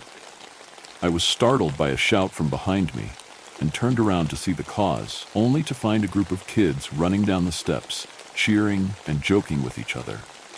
I turned back to face the mirror and found that the figure was gone again, just like in the morning. I took a few shaky steps forward and turned the corner, confirming that there was no one there. And then last night, I had the worst dream yet. I found myself standing back in my bathroom, brushing my teeth. I could taste the mint of the toothpaste as I brushed, spitting out the foam into the sink below. I brought my head back up and stared at myself in the mirror. I was met with a twisted, deformed version of myself, smiling maniacally at me. I stepped backwards, and he stepped forwards, his head protruding from the glass as though it were an open window. A crooked, broken hand reached up onto the frame, and in one smooth motion, the body slithered out, pulling itself through. It flopped onto the sink, smacking its head onto the porcelain and causing it to bleed. I fell backwards as I retreated, stumbling into the bathtub. I sat and watched in horror as the being got to its feet, the bones cracking as it twisted its broken body around to face me. The mirror me continued to smile as he began to move towards me. At this point, I was paralyzed with fear as he began the same chant as the previous night. "We mae, em era we. We mae, em era we. Please, please don't hurt me," I cried as the shaking, twisted hands reached out towards my face. I turned my face away from the creature and braced myself for the inevitable. When I opened them again, I was back in my bed. My breathing was heavy, and my head hurt. I groaned as I sat up. I raised my hand and rested it on my forehead, trying to nurse the pain. When I made contact with my skin, I found that I was covered in something sticky. I pulled my hand away and grabbed my phone, shining the torch onto my palm. It was covered in blood. I felt my forehead again and could feel a deep cut in the flesh. I winced in pain as I touched it and realized that the wound was extremely fresh. I tried my best to clean the wound in the bathroom and wrapped a bandage from my first aid kit around my head. In the hallway outside my flat, the lights are controlled by a movement sensor. It's pretty bad and only stays on for a few seconds, even if you keep moving. As I walk back to my bedroom, I notice that the light is on outside. I walk up to the door and double-check the lock. The light goes off as I get nearer, but as I turn away from the door, I see it switch back on, the light glowing under the door. I move back into my bedroom and open my laptop. That is where I am now, writing this, asking for help. I don't know what to do, or how I can stop this. All I know is that whatever is following me, it's getting closer, more confident.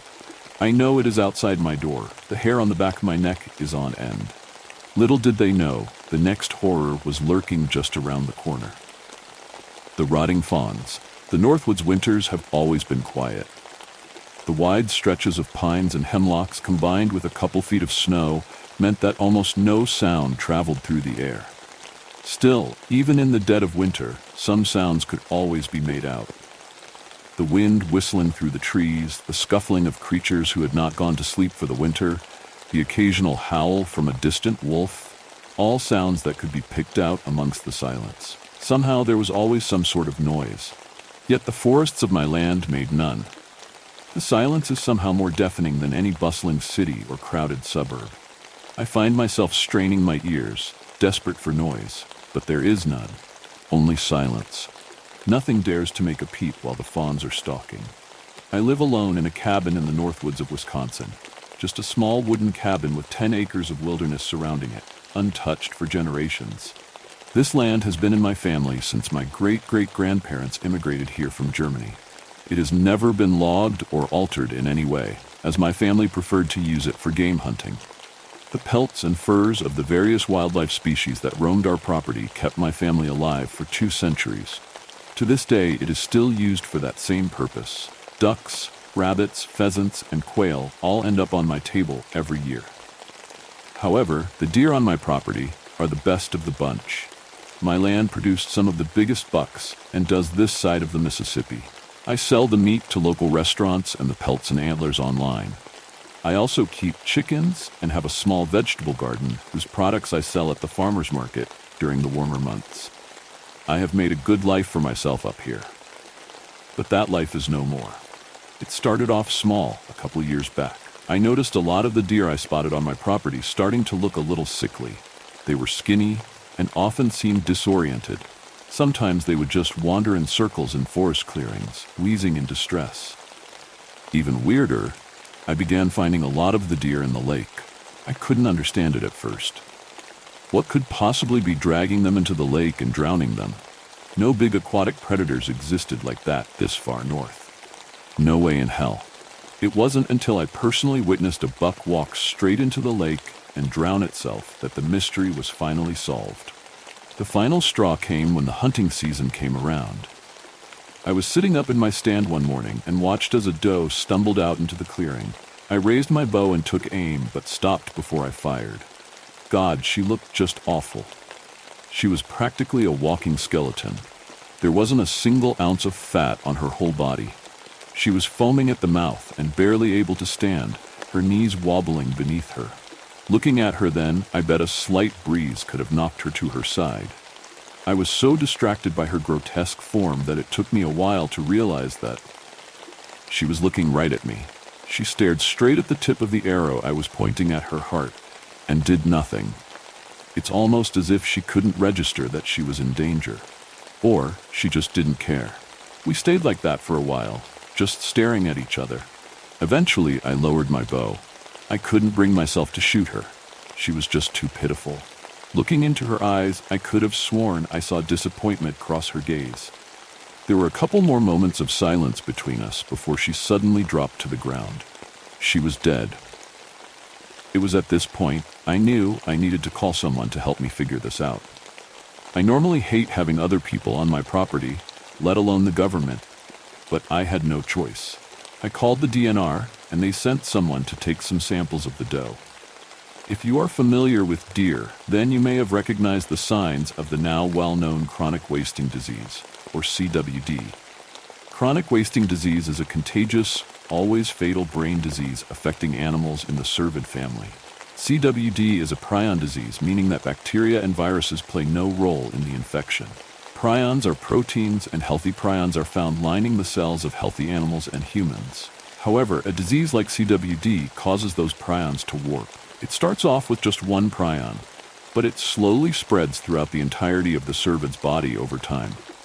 Sometimes it can take over 2 years for the disease to finally kill off the deer.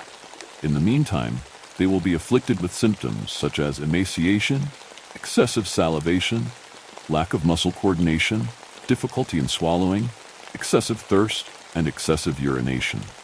The excessive thirst drives them to water, but they often struggle to drink. They will dunk their entire head into rivers or ponds because it is the only way they can get any water into their mouths.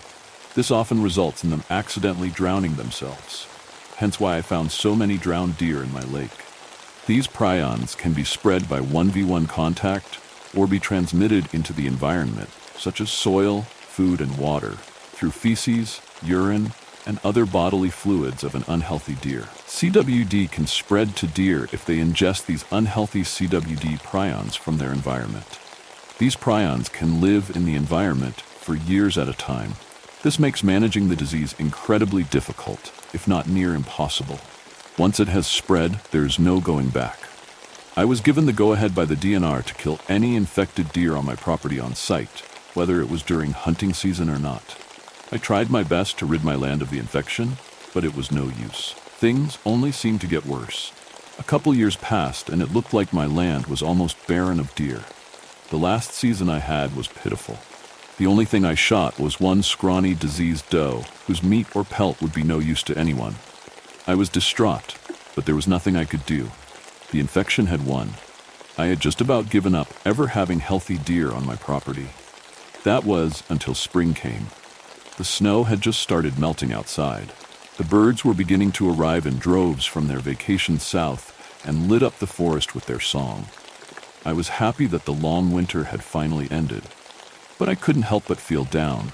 Usually, my land was alive with the arrival of new fawns at this time. Big, healthy does would wander my property, trailing 1 or 2 beautiful baby fawns with them. The promise of the next generation soothed something in my heart. If I saw fawns, it meant my land was fertile and my livelihood would continue. That contentment had not entered my heart in some years. As I gazed depressingly out my window, something caught my eye. A doe.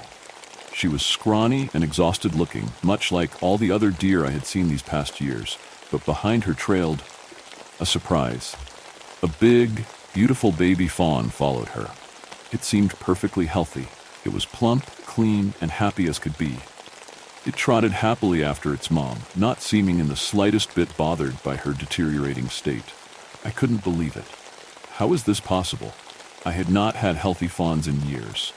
On the rare chance a fawn was born, it would always die before summer's end, either taken by disease or starved because their mother died before they could be weaned.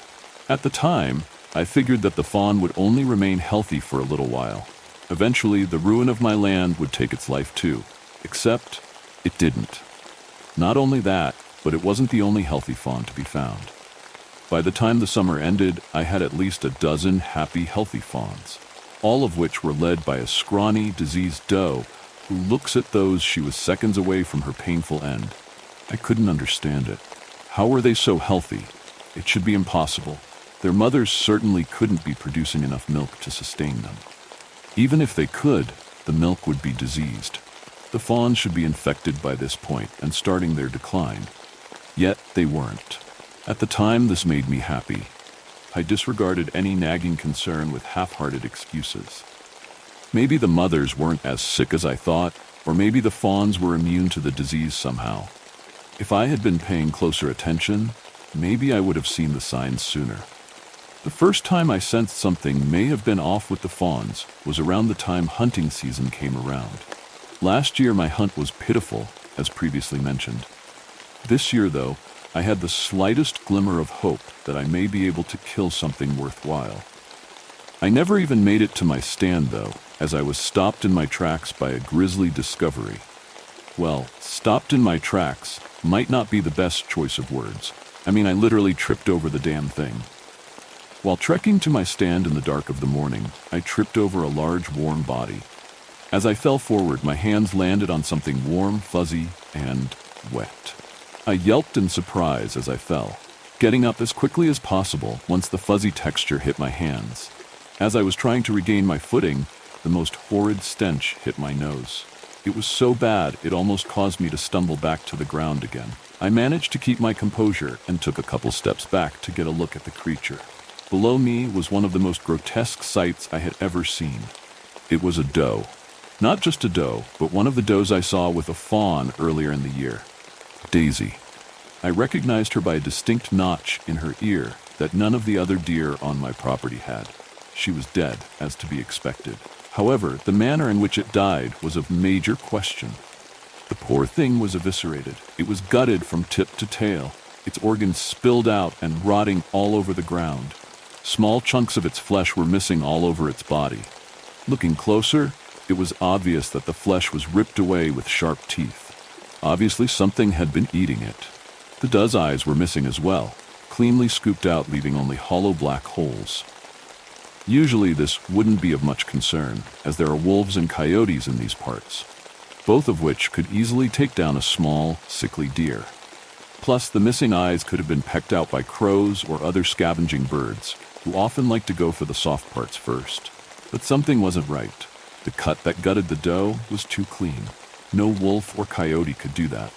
Plus, when I examined the eyes more closely, I could not find any trace of the eyeball at all. Normally, if birds peck out the eyes, at least some eye goop is left behind. Also, why was so much of the deer left behind? A predator would not leave all these organs uneaten to rot. As I looked closer, I could see that the liver remained there. It was rotted, completely useless now, but present. That was very confusing. The liver is the prized organ of any kill, always one of the first things to be eaten. No competent predator would leave it untouched. Also, where were all the scavengers? It was getting quite late in the year. Normally, every opportunistic predator or omnivore in the area would be swarming this kill. Yet it remained mostly untouched, except for the missing chunks of flesh and the hollowed-out eyes. It was almost as if whatever killed this deer didn't understand what it should be doing with it. It knew it wanted to kill, it knew it wanted to eat, but it didn't know how to do it most efficiently or what parts were most nutritious. The more I looked at the doe, the more uneasy I felt. I had seen hundreds of dead animals before, but something about this one felt off. It felt like I was breaking some sort of unspoken rule coming near this kill. It felt like something I wasn't supposed to see. I didn't go to my stand that morning. Instead, I returned home, too unnerved to continue my hunt. I made sure to take some pictures of the deer to have on record.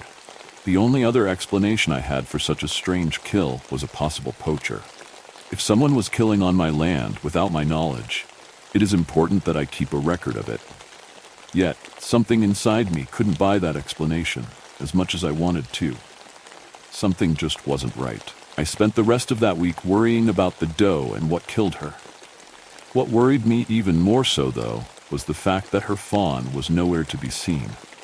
Eventually, I worked up the courage to return to the site of the kill to search the area, looking for the fawn, but I never found it. Even more strange, the doe seemed to still be relatively untouched, if not a tad more decomposed. No scavengers dared to go near her, for reasons that were unclear to me then. The situation continued to worsen as winter settled over the land. I found more dead does, all of them killed in a very similar manner to the first. All of their fawns were missing as well, nowhere to be found.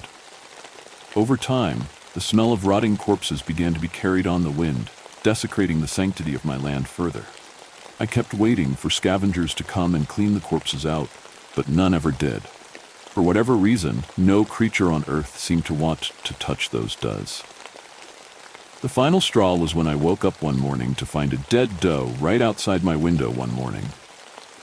I could handle them when they were out of sight, but I couldn't watch a deer corpse start to rot right outside my door. If the scavengers were not going to deal with this problem, then I would.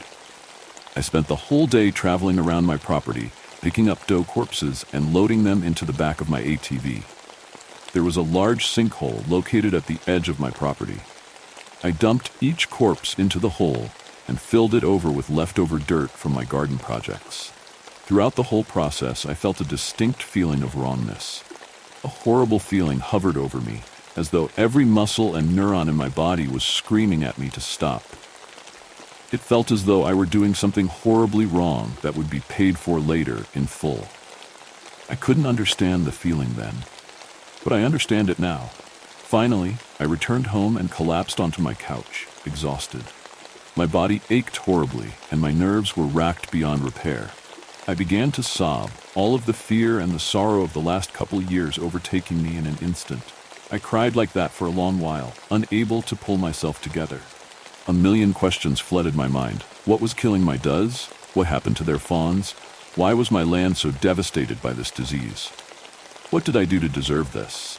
Eventually, the tears seemed to slow and the thoughts began to quiet.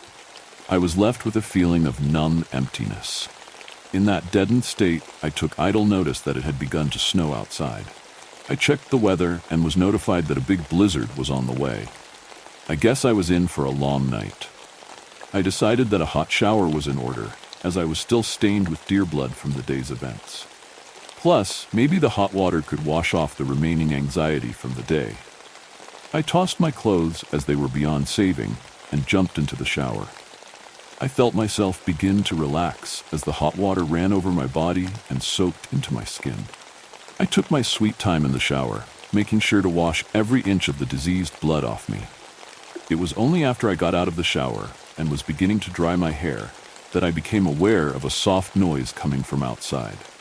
It sounded like an animal cry. I threw on my robe and started to walk towards my front door. As I got closer to the door, the sound became clearer. It was bleeding. Not only that, but it was the bleeding of a... No, that's not possible.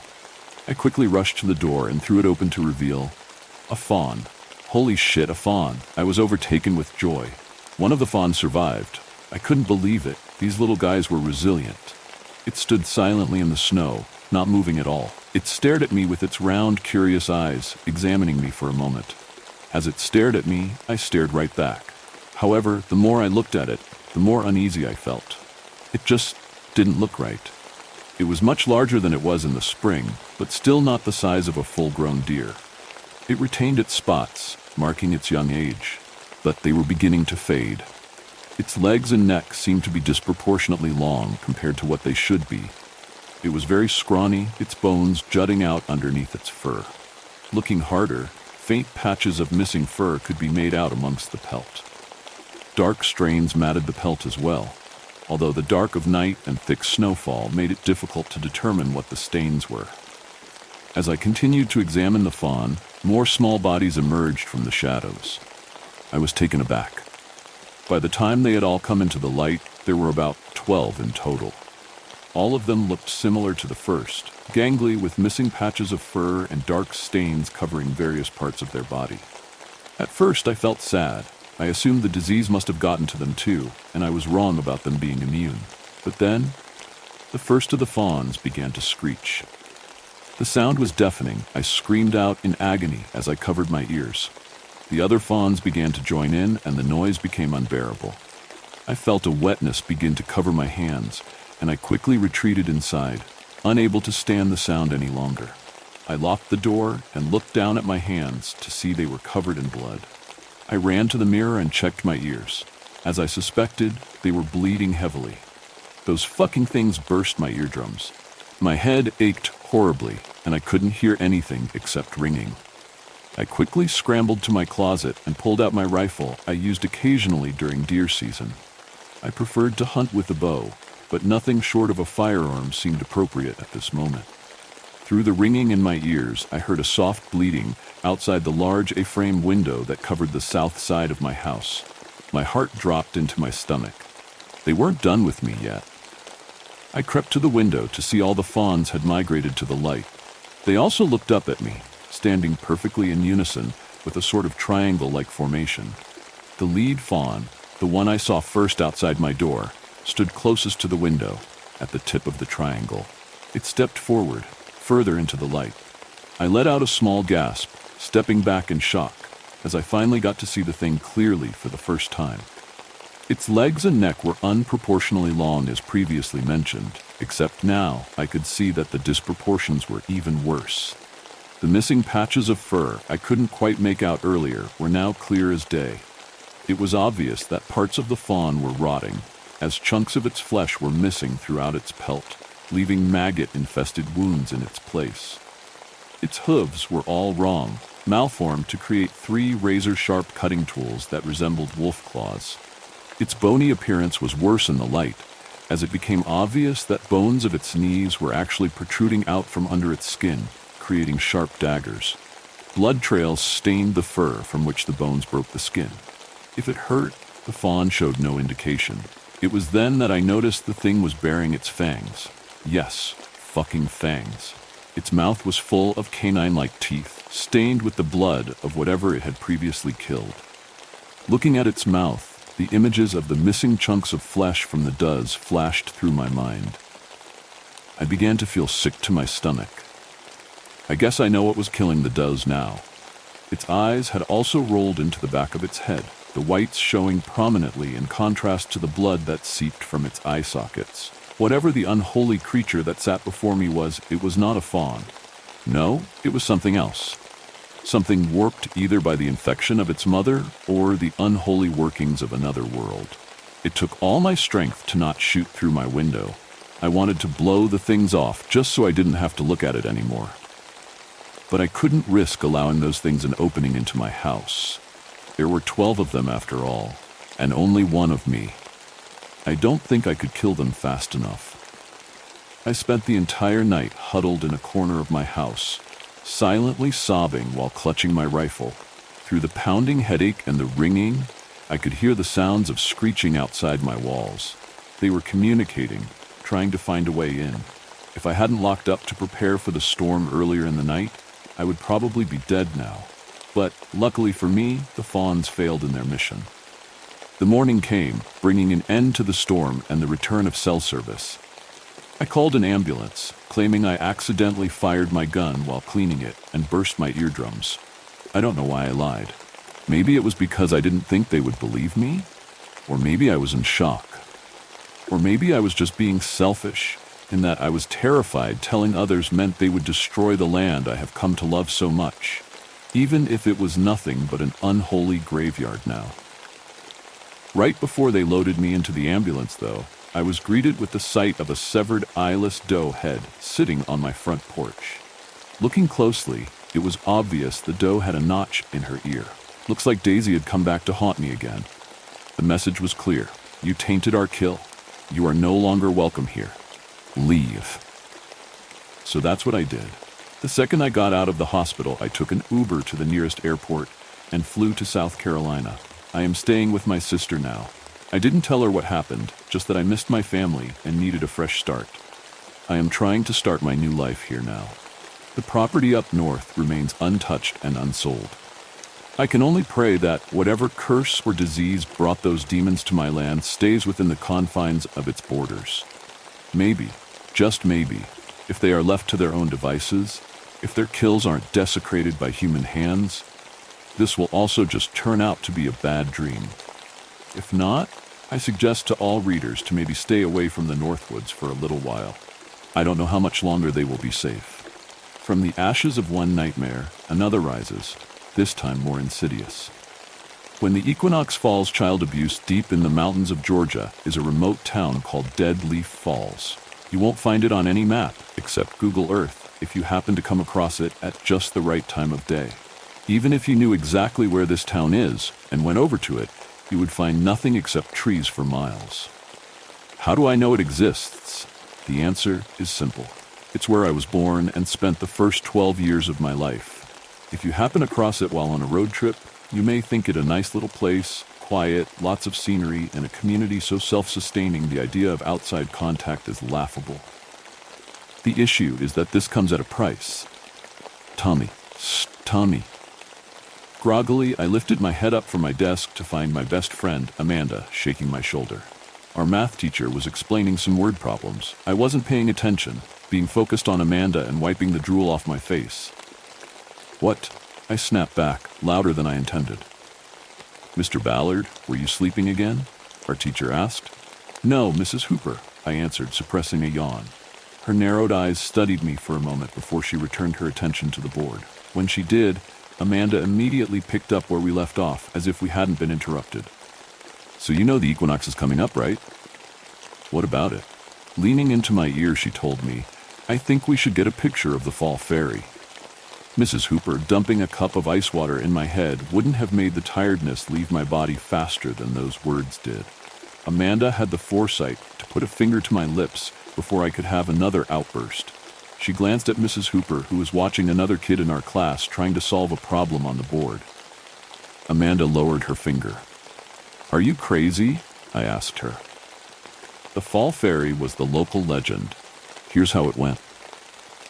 In the forest outside of town lies a cave that only appears during the equinox. That's its home. On the first day of fall, it comes out to play. Everyone says it's friendly, which is why we always found it strange that everyone stays inside during this time. I never thought to question it. Any excuse to be up in my room, rotting my mind with movies and video games, was always welcome. Amanda, though, was different, more adventurous and curious. She was a social butterfly with plenty of friends. Contrastingly, I could count the number of kids I regularly interacted with on one hand. Some may say I was antisocial. While I don't disagree, I think it's more that I simply wasn't a social seeker. I didn't shun people who tried talking with me, but I never struck up conversations. Hell, I hardly raised my hand in class unless it was to be excused. To this day, I'll never understand what quality I had that made her want to spend so much time with me. Before you make assumptions regarding young love, let me assure you that our dynamic was entirely platonic. In fact, if nobody in town knew us, we could have been mistaken for siblings. So what if I am crazy? She scoffed. It's better than being a wuss. Anyway, I already got it all planned out. She explained that she had nabbed her dad's camera and wanted us to sneak out and search for the cave. There was an excited glint in her gaze that was at odds with the bad idea feeling I was currently experiencing. Amanda, I don't mean to dash your hopes, but how would we even begin to find this thing? All the stories just say that it's in the forest. That's not a lot to go on. She grinned, indicating that she'd been expecting this sort of response. She unzipped her backpack, pulling out what looked to be an old journal. This belonged to one of the settlers. Where did you get that? I found it in the attic. My parents were making me clean it. Wait, so it belonged to someone in your family? She smiled, nodding. That's right. Isn't it exciting? I looked at the journal again, the leather worn from age and cracking in several places. Have you already read that? Someone bookmarked a page. I only read that part. Why? Do you want to borrow it? No, that wouldn't be fair to you. It's fine. I already got what I wanted to know out of it. She dropped the book into my lap. The rest of our school day was uneventful, only being punctuated by the occasional remark from Amanda when our teachers weren't paying attention. We lived in the same neighborhood, and on the bus ride home, she caught me up on the latest gossip, having overheard her mom talking with her dad about it. You know Mr. Turner? Kind of. He lives across the street from you, right? Yeah. Anyway, his wife caught him kissing another woman and kicked him out. That's pretty crazy. That's not the crazy part. You'll never guess who he was with. Shoot. Mrs. Hooper. I thought about how irritable she'd been the last few days. That explains a lot. It sure does. Then Mr. Hooper ran into Mr. Turner at the store, and they got into a big fight. It was bad. They had to get the cops involved. One of them got a black eye, and the other had to get stitches. As I was making a mental note to stay off the Hooper and Turner's radar for a while, the bus brakes were screeching as we came to our stop. We and some other kids got off. Remember, the equinox, Amanda said. I nodded, then she was yelling for her friends to wait up while jogging after them. I watched her mingle with them before turning around and walking to my house. When I got home, my parents greeted me with the usual questions. How was school? Have you been talking with anyone new? That sort of thing. Dinner that night consisted of pumpkin chili and apple nut muffins for dessert. It was common for people in our town to have seasonal foods in the days leading up to autumn. Hey, I spoke up, prompting my parents to look at me. I was wondering something about the fall shut-in. What about it? My dad replied, returning to his book. Has anyone actually seen the fall fairy? I may as well have questioned the existence of the sky with the way my parents were staring at me then. Of course, people have seen it. That's why we stay inside, my mom answered. What does it look like then? My dad slammed his book shut. Growing up, he was an intimidating man. He never beat me or anything. It's just that he carried himself in a very authoritative manner. When he spoke, there was always a finality to his voice to let me know he was entirely in control of the conversation. You've never cared about this before, he said. Why the sudden change? I heard someone at school talking about it and got curious. That was technically true. Well, that's why you shouldn't eavesdrop, my mom told me. We thought you would have learned that by now. This was coming from one of the biggest gossipers in town. I decided to drop the topic and finish eating my food. My dad talked with my mom about seeing if he could squeeze in a hunting trip with his buddies the day before the shut-in. Meanwhile, my mom was going shopping with one of her friends. Our town was behind the times in terms of technology, so cell phones or the internet weren't a thing for us. With my parents out of the house, it was going to be me by myself, which is something I have gotten used to. Reading was a big part of my childhood. It was always fascinating to catch these little glimpses into the outside world, even if the stories were out of date. I spent that night and the day before the equinox poring through the journal. Part of me is glad I read it before her. There were passages in it that would have made her ashamed of her family name. The short of it is, the natives, likely Cherokee based on the region, though the journal never specifies, lived here before our ancestors settled. And well, the transition of ownership wasn't peaceful. There was a name mentioned in one of those harrowing passages that was familiar to me. Going through my stuff, I realized it was the same as someone on a family tree project I did for school. That means someone I'm related to assisted in that slaughter, as if I wasn't already dealing with enough.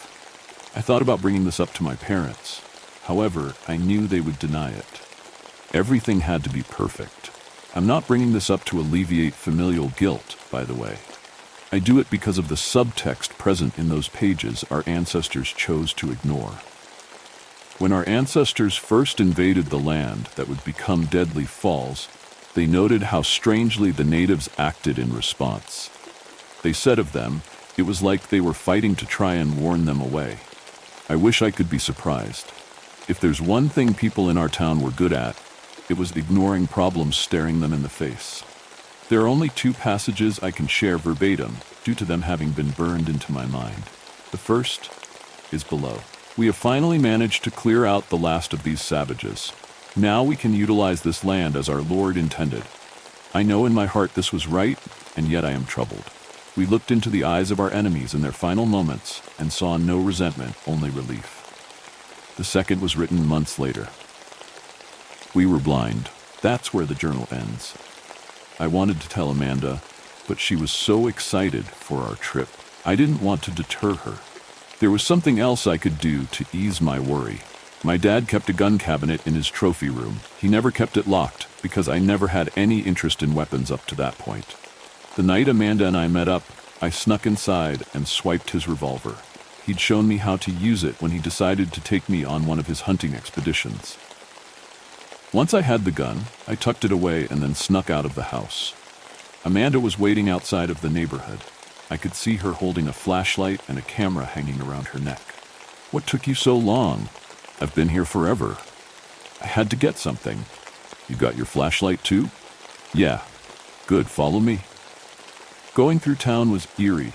We figured there would at least be some patrol cars to make sure the shit in was being abided. There was nothing, which only deepened the apprehension running through me. Any Amanda might have been feeling was overridden by her enthusiasm. "The journal said the cave should be past the library, right?" I asked. "That's right. By the way, what did it say about my family?"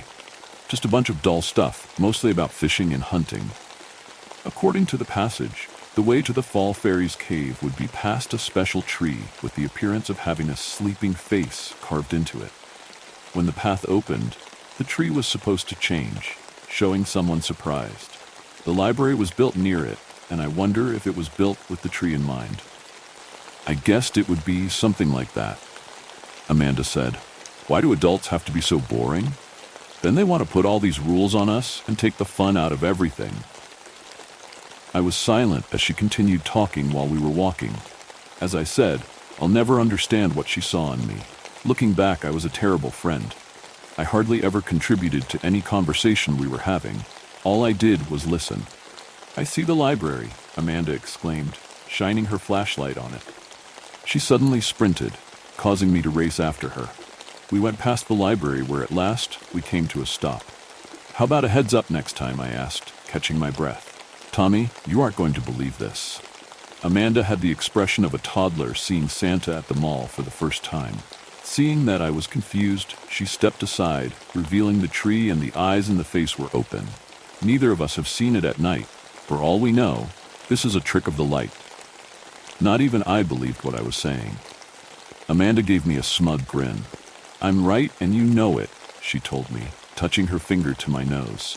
Annoyed, I brushed her hand away. Then we headed into the forest. It didn't take us long to find the path.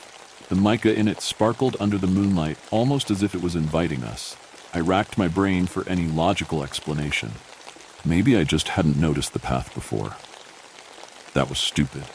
I'd been in and around the library at least 100 times, and I'd messed around in the forest behind it. There's no way I would have overlooked something so obvious. "Amanda? What is it?" "What if the Fall Fairy doesn't want to be bothered? I mean, something about this isn't sitting right with me." "Quit worrying. Fairies are friendly like in those old picture books." I touched the bulge of the revolver handle under my hoodie. "Look at that," Amanda said, pointing upward. The stars were twinkling. "Isn't it pretty?" "Sure, I guess." The more I stared at the stars, the more I got the sense they weren't twinkling but blinking. I wasn't paying attention and walked into Amanda. "Hey, watch it." "Sorry, why'd we stop?" I looked past her, seeing the reason. It was the cave of the Fall Fairy. The entrance reminded me of the mouth of a jack-o'-lantern. "I don't believe it," I said. "And we're going to be the first ones to get a picture of the Fall Fairy, so get your flashlight ready." "Wait, how long are we going to wait for it to come out? We can't be out here all." Picking up a rock, Amanda chucked it, hitting the cave. No sooner than she did we hear a distinct chirping noise. Think something between a cicada and a cricket. I kept my flashlight steady. "I think I hear it coming," Amanda said excitedly. "I bet it's..." She was likely going to say something along the lines of pretty. The arm of it disproved this assumption and made all other animals go quiet. It was slender to the point of appearing mummified. Then its head came next. It hurts to think about, even all these years later. It was bald with a thin mouth and covered in eyes that were constantly changing position on its head. A pair of insect wings were protruding from its back. We took all this in within a few seconds. Instinctively, I cut off my flashlight. Amanda did the same. Any trace of wonder in her eyes was replaced with terror. Raising a shaking finger to my lips, I gestured for us to slowly back away. As we were attempting this, the fall fairy stepped out into the open. Even under the limited light of the moon, it was apparent how disproportionate that thing's body was. Its limbs contained multiple joints. The way it moved was like a gorilla. It stopped, sniffing the air. No, oh no, I thought, trying to control my breathing. Its head whipped in our direction. The next thing we knew, it was rushing at us. All logic left me. The gun may as well have been on another planet, although it wouldn't have done any good against that creature anyway. It was fast. I cried out in pain, feeling a burning sensation as its hand wrapped around my ankle, yanking me upside down. I was face to face with it, all sound escaping me as I met its glare. I thought I was done for.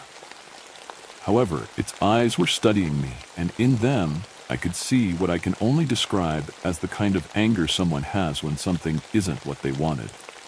It tossed me away. I landed on my side, not the one with the revolver, thankfully. Getting back up, my hair rose to hear Amanda shrieking. That monster had her and was dragging her in its cave. She was screaming, digging her nails into the ground. Some of them were breaking off. I was about to try and help when I was grabbed. My mouth was covered, and all I could do was watch as my friend was pulled in. There was a shriek followed by snapping bone and blood spattering just outside the entrance. A numbing sensation overtook me. I glanced up to find my father looking down at me. He loosened his grip and I moved away. With him were people I knew, including my mom, the Hoopers, the Turners, and Amanda's parents. "Dad, there's a thing here," I stuttered. "It took Amanda." "We need to." He put up a hand to cut me off. His voice was disturbingly steady. It wasn't like he was trying to keep from panicking. No, he had the tone of someone who had been through this a dozen times. "Let us explain." That's when I learned everything. The thing we called the Fall Fairy has lived in those lands far longer than even the apes that would evolve into humans. The natives had a name for it. Roughly translated, it means, the thing that crunches like the leaves. Speaking of the natives, they were the first to encounter it. They made a deal that as long as it didn't attack them and bless their harvest, it could select one person from their tribe to be an offering every 100 years. The way it would do this is by sending out an orange and black-colored beetle. Whosoever home it landed in would have to pick one of their children to be sacrificed. While not ideal, this arrangement was stable for several millennia. Then our ancestors had to fuck everything up.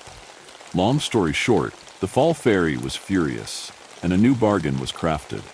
The offerings would continue, except they would occur more frequently, now being every 22 years. The beetle came to Amanda's parents before she was even born. They planted the journal in the attic for her to find. I couldn't believe what they were saying.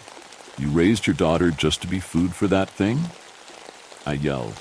All the times Amanda told me about how they'd always seemed detached from her were making sense. "We have to serve it," her dad said. "It's for the good of Dead Leaf," her mom added. The sacrifice was supposed to happen without any issues. Amanda was a curious girl after all, my dad told me. What we didn't expect was for you to be with her. "Kids don't normally learn the truth until they're older," my mom said. "It's over now. Let's all head back home." I backed away. "Fuck that," I spat. "I'm getting away from here."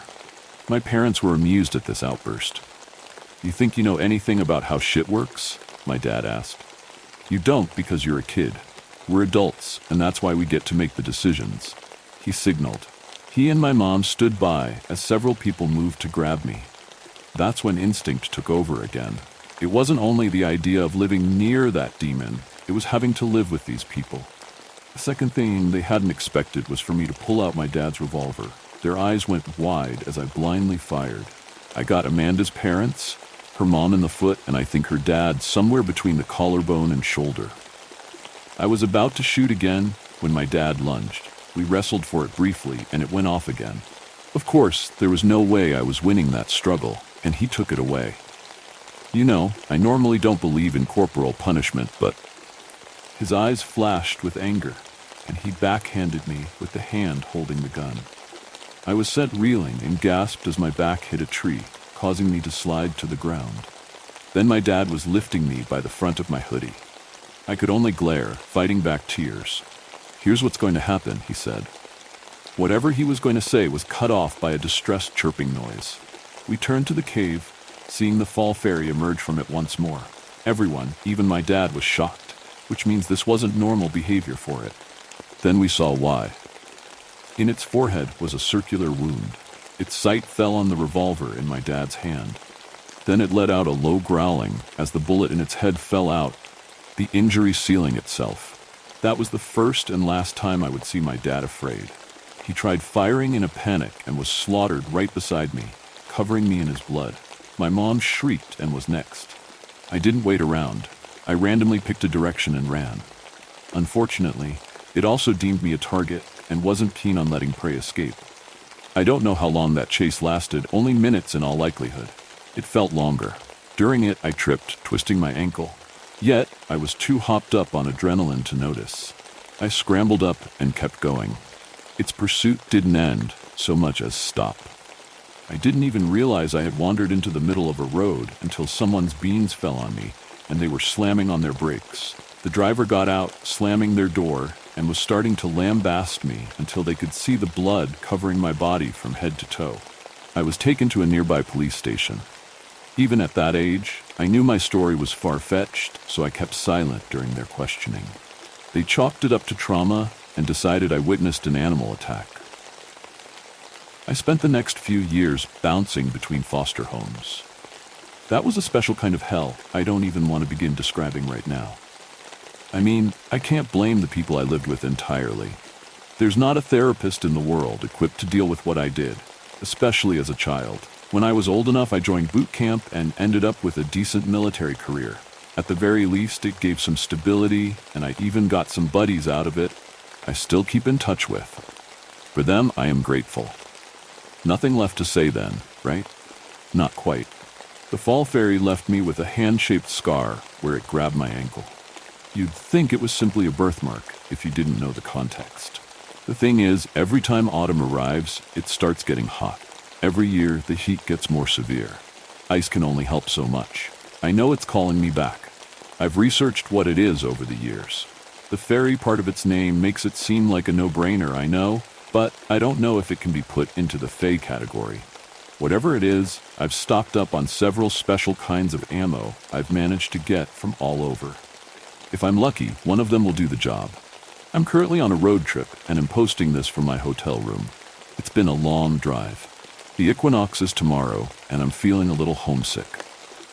What seemed like the end was merely a pause before the real horror began. We were trapped in an abandoned suburb, P21. This is going to sound insane, but I'm so sick of keeping it to myself. I was witness to something of a homicide, and very few people know what truly happened that night. If you ask me, the government is purposely preventing it from spreading worldwide because it sort of involves supernatural. Very obviously so, to the point it would probably create mass panic. So big details were hidden, and it has very little, next to none, news coverage. I've honestly been afraid that if I speak out, I'll go missing, if you catch my drift. But I'm tired of staying silent about this. It's like a huge weight on my chest. I don't care about sounding crazy anymore. This experience has ruined my life. I startle at my own shadow, every creak of an old building, and I've developed a severe panic disorder and a case of PTSD. Maybe if I speak about it, it'll offer me a form of closure. Well, make yourself comfortable, and I don't know, maybe grab a snack and a drink because this is going to be a bit of a doozy. My name is Grace. I'm currently 30 years old, and this happened when I was 16. My friends and I had been planning to explore this abandoned, supposedly haunted house for about a week. It was October, and we were feeling pretty festive. Halloween Eve fell on a Saturday, and we already had plans to go to a Halloween party the following Sunday. So we decided that would be the day we would go ghost hunting in the infamous Eye Ripper house. I know, it certainly sounds like a fun time, doesn't it? I would have never gone if my best friend Yasmin hadn't peer pressured me into it. You see, I was a dorky chick with brown hair and big glasses, a late bloomer who kept her nose stuck in books and was always regarded as the teacher's pet. I wasn't exactly the daring type. When I moved to town, I had virtually no friends, until Yasmin came and sat next to me at lunch out of the blue one day. She had light brown skin and long, curly, dark brown hair. I remember she called me pretty, said I looked like one of those girls in movies who would take off their glasses and suddenly become the hottest girl in school, even though they were just as pretty when the glasses were still on. I blushed and said thank you, not used to being complimented. And then she just kept talking up a storm. No matter how short and bland my responses were, she carried the conversation non-stop. That's how we became friends. She almost sort of adopted me, like a pet, and dragged me everywhere with her. Others who didn't like me were forced to get along with me in her presence, and I was invited to a lot more parties. The thing about Yasmin was, while on the outside she seemed like a cliché popular cheerleader all the boys drooled over, she was an absolute geek for the paranormal. She ran a vlog where she talked about ghost stories, folklore, and tried to commune with spirits on her bedroom floor via a Ouija board. Her parents didn't know, of course, and she kept it a secret generally from our classmates. But a week before the incident, she had complained about her viewers pressuring her for more risky content. They wanted her to explore abandoned and haunted places like other content creators did. And while she didn't have a lot of subscribers, they were very loud and demanding and threatened to leave her with none if she didn't follow their suggestions. She had drawn them in with her personality, and now she had to keep them hooked by spicing things up a bit. The only people she told about this, aside from me, were her other friends, John, Zach, Bryce, and Vanessa. Well, Bryce was her boyfriend. He was on the football team with John, and they were inseparable and among the kids who were popular because they were cute-looking, athletic, and outspoken. Vanessa was a relatively new friend. She was kind of a lot to take in, and no one really liked her. But Yaz had adopted her, the same way she had done for me, so I have no room to talk. Zach was sort of a social reject, and everyone believed John became friends with him out of pity. Mostly because they couldn't believe John, the quarterback heartthrob, actually had an interest in Dungeons and Dragons, which they had apparently bonded over. Yasmin had broken down the plan to us while we were in her house after school one afternoon, watching a movie on her couch with her parents at work. So, you know the house those kids were killed in some years back? Yasmin spoke with a mischievous grin. Oh God, I said with a groan. You mean that freaky-ass house where those kids were found with their eyes ripped out? That house? John asked incredulously. To describe John, he was tall with dark brown skin and short black hair. He often wore his bright red varsity jacket. Oh yeah, Vanessa pitched in with a sick grin of excitement. Sign me up for that, baby. She was a true crime fanatic to an annoying extent, at least in my opinion. She almost seemed to fangirl over serial killer cases as if she were gushing about celebrity drama. She was pale from powdery foundation with blonde hair dyed black at the tips, and mascara always ringed her gray eyes. Well, count me the fuck out, Bryce said through a mouthful of popcorn as he dug his hand greedily into the bowl we were sharing. He had sandy blonde hair with blue eyes and really liked wearing hoodies most days, even in the summer. Bab, Yasmin whined as she wrapped her arms around him. Are you really gonna let me explore some abandoned house all by myself with no big strong jock to protect me? Yaz, why the hell would you want to go there? I asked, rubbing my temples stressfully. I told you, she rolled her eyes. Ghost hunting in spooky abandoned places is what's hot with paranormal vlogs nowadays. You have a ghost hunting vlog? Zach, who hadn't spoken in a while from his secluded spot in the armchair in the corner, suddenly piped up. He was skinny and naturally pale with shaggy black hair and thin-framed glasses. He always seemed to wear band tees and skinny jeans, and he barely talked outside of his circle of video game nerds at school. I do now, she smiled at him. Come on, you guys. This Saturday, Halloween Eve. Don't be pussies, it'll be so fun. Oh, and pack your sleeping bags. We're gonna be spending the night. Hell no. We all, except for Vanessa and Zach, shouted in unison. Come on, what's the worst that can happen? Yasmin seemed to be getting frustrated at our refusal. Casper jumps out at you and goes, "Boo, there's 6 of us. It won't be that scary with such a big group." "I'm in," Vanessa said. "But what are we supposed to tell our parents?" "Tell them you're all at my place," Zach said, smirking deviously. "My dad works the graveyard shift, and my brother will cover for us if anyone calls. There won't be any trouble." "Don't tell anyone where we're going," Yasmin snapped. "I'm serious, not one soul. I don't want this getting out to people at school. My mom would snap my neck if word got out and she found out I was doing this." Zach raised his hands up defensively. "I'll tell my brother we're going to a party. Chill." "Wait, so you're actually doing this?" Bryce asked, finally turning his attention away from the movie. "Yes, I'm serious. I want to catch some creepy paranormal shit on camera." Yasmin gave him a hard stare. "You're out of your mind." John shook his head and laughed. "If you're scared, just say that." Yasmin crossed her arms. John and Bryce exchanged annoyed glances. "Ain't nobody scared," John replied indignantly. "It's just childish," Bryce defended weakly. "Are you two really gonna let Zach prove he has bigger balls than you?" Yasmin smirked and raised an eyebrow at them. John and Bryce glanced over at Zach, who tensed awkwardly under their gazes, then back at Yasmin. "Fuck, fine." Bryce's shoulders sagged as he gave up. "Whatever," John shrugged. "But if I die, I'm definitely haunting you." "I don't think it's smart to go to some abandoned house where people were murdered," I said shyly. "Please?" Yasmin held my hands in hers and stuck her bottom lip out. Her eyes grew big. As much as I tried not to, I cracked a smile. "Come on, Grace. Show everyone you're not the square they think you are." Vanessa took a subtle jab at me with a sneaky smirk. "Fine." I shot a glare at Vanessa, absolutely hating to be called a square. "But never again." Yasmin squealed happily and hugged me. It felt nice to be shown affection and included, and at the time that was worth risking a visit from a ghost. And so, fast forward to the night of Halloween Eve. We were parked in John's car on an abandoned street on the outskirts of town. It was located on an unfinished suburb, where the house was at the end of what was meant to be a cul-de-sac, with at least 2 other finished houses and the rest half-built. The exact address of the Eye Ripper House, as it was dubbed, was 52 Magnolia Way. Nature was quickly reclaiming the semi-rural land. The yellowed grass on different sectional plots of land where houses were originally going to be built were high and swaying in the autumnal breeze, and the shivering trees crowding in too close for comfort. We were the only sign of life out there.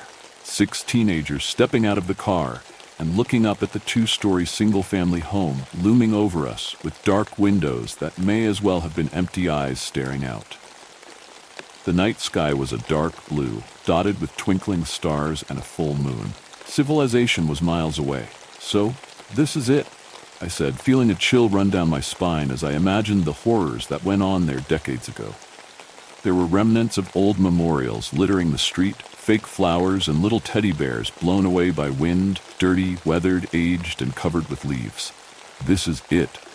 Yasmin nodded as she and Bryce pulled out the duffel bag with the ghost hunting gear. It contained a notepad and pen, an infrared camera, an audio recorder, enough walkie-talkies for all of us, headphones to listen to any recordings, heavy-duty flashlights, and last but not least, a Ouija board. "Oof, it's chilly out here."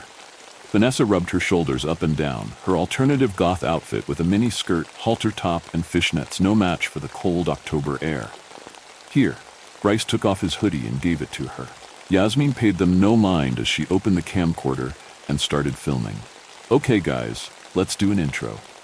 So here we are, at the haunted house where the Eye Ripper took the lives of 4 children long ago.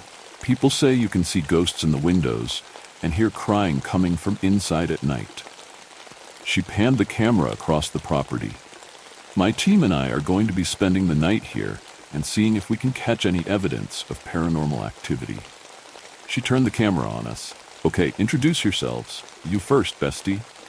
"Hi, Yaz's followers. I'm Grace." I smiled at her, calling me her bestie, and waved at the camera. I didn't really like being on camera, but thankfully she switched to pointing it at Bryce next. "I'm Tristan." "You don't need a fake name, you loser," Yasmin joked. "Next."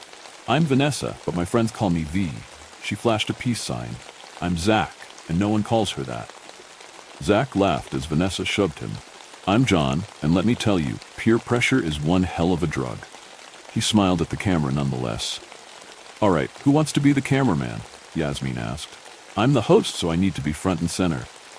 Me. Vanessa skipped over and took the camera, making goofy faces obnoxiously close to the lens. Okay, but you gotta be serious about it. Yasmin glared at her sternly. And who wants the audio recorder and the notebook? I'll take this. Bryce snatched the notebook and pen from her. Less work. I'll be in charge of the audio recorder, I guess. Zach stepped forward and took it. Maybe we'll catch a ghost beatboxing or something. He snorted at his lame joke. Here are the walkies. Yasmin handed out one to each of us. Why do we have these? I asked as I took mine. Don't we have our phones? Well, walkies are more official and cool looking, Yasmin shrugged. In other words, you saw it on a TV show and wanted to copy it. John said. We're not planning to separate, are we? Zach asked slowly. I mean, we might get separated looking around for shit, unless you guys plan to be all up under me like babies or something. Yasmin waved dismissively at him. Look, just take the walkie, okay? Now get your sleeping bags. Like we were scolded children, we obeyed and grabbed our sleeping bags. Yasmin led the way into the house, Vanessa trailing close behind her with the camera. Oh, it's unlocked, Yasmin said as she opened the front door. Lucky for us. Those ghost kids must be looking for some company, Vanessa added in amusedly. We all walked into the house, slowly and carefully, as if it might collapse over our heads. It was still fully furnished. The killer's things were left just as they were. The front door opened to a hallway, on the left side a living room area, and on the right side the kitchen. The stairs were at the end of the hall, next to a small room with the laundry machines and a back door leading to the backyard. We followed Yasmin into the living room and slowly fanned out, Vanessa spinning in a circle to capture our surroundings on video. We could hear mice scuttling and saw cockroaches hide from the beam of our flashlights. Wow, it looks almost like no one left, right? Yasmin said to the camera. Well, aside from all the nasty dust everywhere. Let's see what else is down here. We took footage of the kitchen and other areas of the downstairs before moving upstairs. The stairs lead to a landing, connected to a hallway where a second bathroom, a closet, and at least 3 rooms were located. Yasmin opened each door and allowed Vanessa to record what lay within. Just regular rooms, the air inside stagnant and choked with dust. We temporarily stopped our exploration inside the master bedroom at the end of the hall. We didn't even need our sleeping bags, Zach said as he threw himself onto the king-sized bed. A cloud of dust puffed into the air and he coughed. Shit, dude, that bed is gross. Yasmin said with disgust. Those covers haven't been washed in years. And the killer was the last to sleep in it. I reminded him anxiously. Ooh. Vanessa jumped on the bed like a trampoline before lying down next to Zach, who blushed at being close to her. I can't believe I'm lying where the eye ripper slept. You guys are freaks. Bryce shook his head. So what now? I'm bored. Now? A slow grin tugged the corners of Yasmin's lips. Now we try to make contact, and I know just the place to do it. We ended up in the basement. The stairs leading down were past a door in the kitchen. The steps creaked and groaned loudly under our weight. I pointed my flashlight around the dark room. There was empty space encircling a furnace in the center. But other than that, it was mostly cluttered with boxes and piles of old junk and seemed like a regular basement. There was an adjacent, smaller room to the bigger one, where most of the junk was hoarded. Yasmin babbled about the eye ripper murders to the camera as we explored. This is the basement where Millie Jenkins, Peter Bushard, Sarah Miller, and William Crawford were tortured and then killed by Hank Stone, aka the Eye Ripper.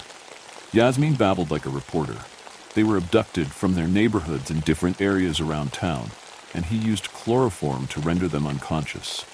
When they woke up, they were bound and gagged. He would then force them to perform various brutal acts on one another, like, I tried my best to tune out her rambling, as I didn't want to imagine poor innocent kids being hurt in such a way. I tried to focus on observing the random objects around the room, highlighting things like a half-empty cigarette pack and a cracked smartphone. Wait, a phone. After he was through mutilating them, He took a knife and gouged their eyes out while they were still alive. Yasmin continued as I bent down to pick up the phone. The others huddled close around her while I lingered in a junky corner. Then, oddly enough, he wrote a letter confessing to his crimes and hanged himself in this very room. But before he did, he gouged his own eyes out, one of the most bizarre things about this case. Did he feel guilty? Did he want to feel what his victims felt? I turned the phone over in my hands. It wasn't as old as most of the other things in the house. In fact, it seemed quite new, aside from the dust and cracks. I tried to turn it on, but of course, an image of an empty battery flashed on screen. He probably would have never been caught if it weren't for him snitching on himself. Vanessa said with an air of annoyance, as if she was actually upset he'd gotten caught. Bastard deserved to rot in jail for what he did. John growled, his fists balled in the pockets of his varsity jacket. I have a little sister, and I can't imagine someone snatching her up like that and doing all these terrible things to her. He took the easy way out. I believe that's the hook where the noose hung.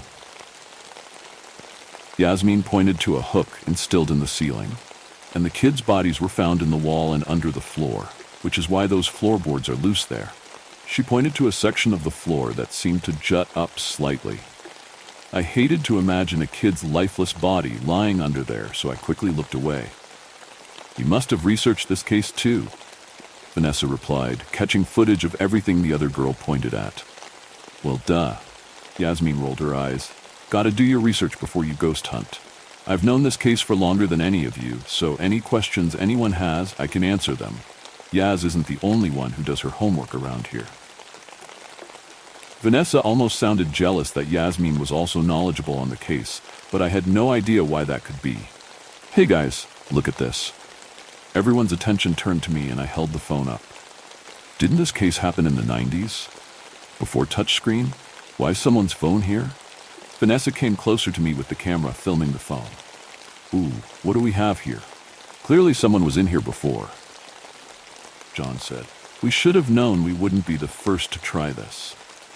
The screen still works, it's just dead, so I wonder why they didn't take it with them. I bent down and picked up the half-empty pack of cigarettes. And look, who smokes half a pack and just leaves it? Admittedly, I was a teen smoker. Yasmin had gotten me into it, so I knew all about savoring every last sweet stick of tobacco until they were gone, especially as a broke high schooler. Give those here. Bryce snatched the cigarettes from me and immediately lit one up with a lighter from his jeans pocket. I resisted the urge to roll my eyes at him. Yasmin had gotten the habit from him. Guys, who cares about all that? Yasmin sighed. Let's set up the Ouija. We sat with our legs crossed around the Ouija board, watching as Yasmin lit 4 red candles and placed them at each corner.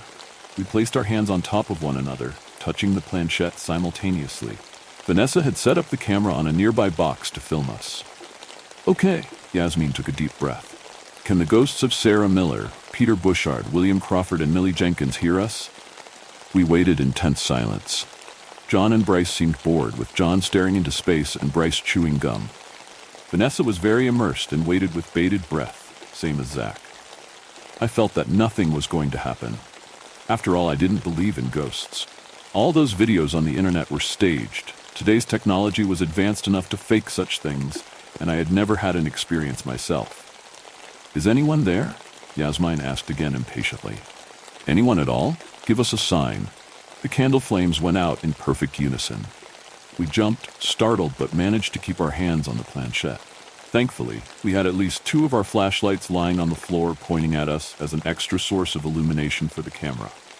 That was a breeze or something. Bryce assured himself more than anyone else. Yeah, was all John could say. In the basement, Vanessa squeaked. They went out at the same time. Zach marveled. You're so easily entertained, Bryce scoffed, prompting John to give him a warning elbow jab in his side. Oh my God, I caught that on camera. Yasmin gushed. We caught it on camera. Vanessa corrected her. Ask something else. Who are you? Yasmin asked. Slowly, the planchette moved under our hands. We all broke into disbelieving laughter and jeers. Oh, stop shitting me. That's got to be one of you. Bryce laughed. Someone's moving it, I agreed. Yasmin muttered as our eyes followed the planchette. H. Okay, which one of you goof spelled Sarah? Zach asked, giving us each an accusing glare. It seemed he didn't find it as funny as us. Wasn't me, I said. You said that pretty quick. Bryce raised an eyebrow at me. It was definitely you. No, it wasn't, I snapped. You're the one accusing people right off the bat. Maybe it was you? Ooh, and she's defensive, Vanessa snickered. She's definitely guilty. Yasmin defended me just as I opened my mouth to retort. Hey guys, if she said she didn't do it, then she didn't do it. Then who did? Zach asked coldly. I believe our little ghost friend Sarah Miller did it. Yasmin smiled. Isn't that right, Sarah? Give us a yes or a no. The planchette slid over to the word yes at the corner of the board, and this time rather than laughing, we all scoffed and snorted, our amusement waning into irritation. This is getting old, I said. I'm sure it'll be great for your little channel, though. Yasmin frowned at my tone. It came out much ruder than I intended. I couldn't help it. I was starting to get super tense in this situation. I regretted even coming. Everything about the house, from the moment we crossed the threshold, felt wrong. The feeling worsened the longer we stayed. Okay, Sarah, tell us why you're still here. Yasmin resumed her interrogation of the spirit as we all shifted restlessly in our spots on the dirty floor. The planchette, quicker this time, moved to spell out another word. Looking. I was the first to piece it together. Looking for what? Vanessa asked, looking at the air all around us. It seemed she had started to believe the ghost was real. Sarah, what are you looking for? I'm supposed to be asking the quest. Yasmin cut herself off with a gasp as the planchette furiously zipped from letter to letter across the board. My hand nearly slipped off, it went so fast. I tried to feel who was moving it, but it wasn't possible. Our hands all seemed to be limply riding the triangular piece of wood. The planchette spelled out a 4-letter word. Eyes? John said in confusion. Eyes? Zach looked beyond unsettled. It said eyes? It did. Whoever's doing that could at least be clever. Bryce rolled his eyes. Eyes? Seriously? At least be original. Zach's breathing became shallow as the planchette started moving again, without anyone asking any questions. F.I. Zach jumped up from the Ouija board, and his hand removing from the planchette made it cease all movement. Hey, it stopped when he got up? That means it was him. Bryce pointed at the shivering and sweaty boy. No, it stopped because you're not supposed to let go until you end the game properly. Yasmin admonished. Stop blaming Zach, John warned. Zach shook his head and ran upstairs without another word. Vanessa giggled. Where is he going? You guys are seriously fucking this up, Yasmin complained. I turned to her. Are you serious? You're the one who begged us to come out here. Right, John backed me up. You got your footage. Now let's get the hell out of this creepy basement. Okay, geez. Yasmin stood up and we all followed suit. Let's go set up our sleeping bags, you big babies. I trailed at the back of the group as we ascended the basement stairs, casting a nervous glance over my shoulder at the darkness. For a split second, I swear I saw a shadow shift, and I shone my flashlight at the wall where I thought I'd seen it. Nothing looked out of the ordinary, but that didn't stop me from hurrying up the stairs. It had to be my imagination. There was no way I saw the faint silhouette of a small body moving deeper into the darkness. We decided to camp in the living room. This way, if we all decided to hightail it to the car, the front door was not far away. We pushed the old-fashioned looking sofas against the wall and scooted the cobwebbed coffee table out of the way, making space in the center of the wooden floor. Zach, not saying a word to anybody, quickly unrolled his sleeping bag, slipped inside, and tried to go to sleep. The rest of us, however, were wide awake, and since it felt better to be out of that basement, we were all chatting and laughing as Vanessa filmed us. Look at us, spending Halloween Eve in a creepy haunted house. Yasmin stared each one of us in the eyes with an approving grin that made my heart feel warm. We're such badasses. We're different from other kids that probably looked around for 5 minutes and dipped. We're staying the night. We got balls of steel. Everyone except Zach agreed wholeheartedly with smiles of pride on their faces, including me. I had to confess, it felt good to be praised by Yasmin, and I did indeed feel cool for daring to do such a thing. Also, I had kept the smartphone I found with me. and currently had it plugged up to a fully charged portable power bank I brought in case my own phone ran out of battery. There was a good chance I wouldn't be able to get in because of a passcode, but I wanted to try anyway. "Did you get anything on your recorder, Zach?" Vanessa asked, poking him. "I didn't check," Zach grumbled. "Let me sleep." "Give it here," she urged. He all but tossed the audio recorder at her, and she grabbed it and plugged in the headphones. "Let me see that camera," I said, feeling bold. "I want to see if you caught my good side." She tossed the camera to me. I ended the current recording and started to review the footage. I shot her a glare as she snickered and muttered a sarcastic response about my good side, or lack thereof to be specific. I'd never done anything to Vanessa, but she always liked antagonizing me. "Babe, did you write any notes down?" Yasmin asked Bryce. "Huh?" He was half listening as he lit up another cigarette. "Give the notepad here." Yasmin sighed as she realized he'd simply scribbled a game of tic-tac-toe on the paper. "Whatever." Several minutes of quiet discussion passed, then Vanessa gasped, attracting everyone's attention. "Hold up, I think Zach actually caught something." Zach raised himself up, alarmed. We gathered around as she replayed the part of interest. It was when we had just figured out the planchette spelled the word eyes. Everyone's voice echoed to us. "Eyes?" John's voice uttered from the recorder. A rushed-out, slightly garbled whisper sounded out right after, and then Zach's voice. "Eyes! It said eyes! It did!" "Wait, can you rewind it and slow it down?" I asked. Vanessa nodded and pressed a couple of buttons. "Eyes? Can I have them?" "Eyes, it said eyes. It did. It said, can I have them?" John leaped backwards and pointed at the recorder. "Have what?" Yasmin wondered, frowning. "Our eyes." Zach's voice, even-toned like the calm before the storm, had everyone's gaze on his clammy face. "It's asking for our eyes." "It sounded like something else," Bryce shouted. "It didn't say that. It sounded clear to me," Vanessa muttered, staring down at the recorder. There was a beat of silence as we all processed this. "Grace, anything on the footage?" Yasmin asked finally, and everyone's eyes fell on me. I scrambled to replay the most recent video of our time in the basement, and everyone crowded around me to watch over my shoulder. Everything seemed normal until the candle flames went out, and something in the far right corner of the frame moved in the darkness. "The fuck is that?" Zach cried. "Rewind it," Vanessa commanded. "Then pause."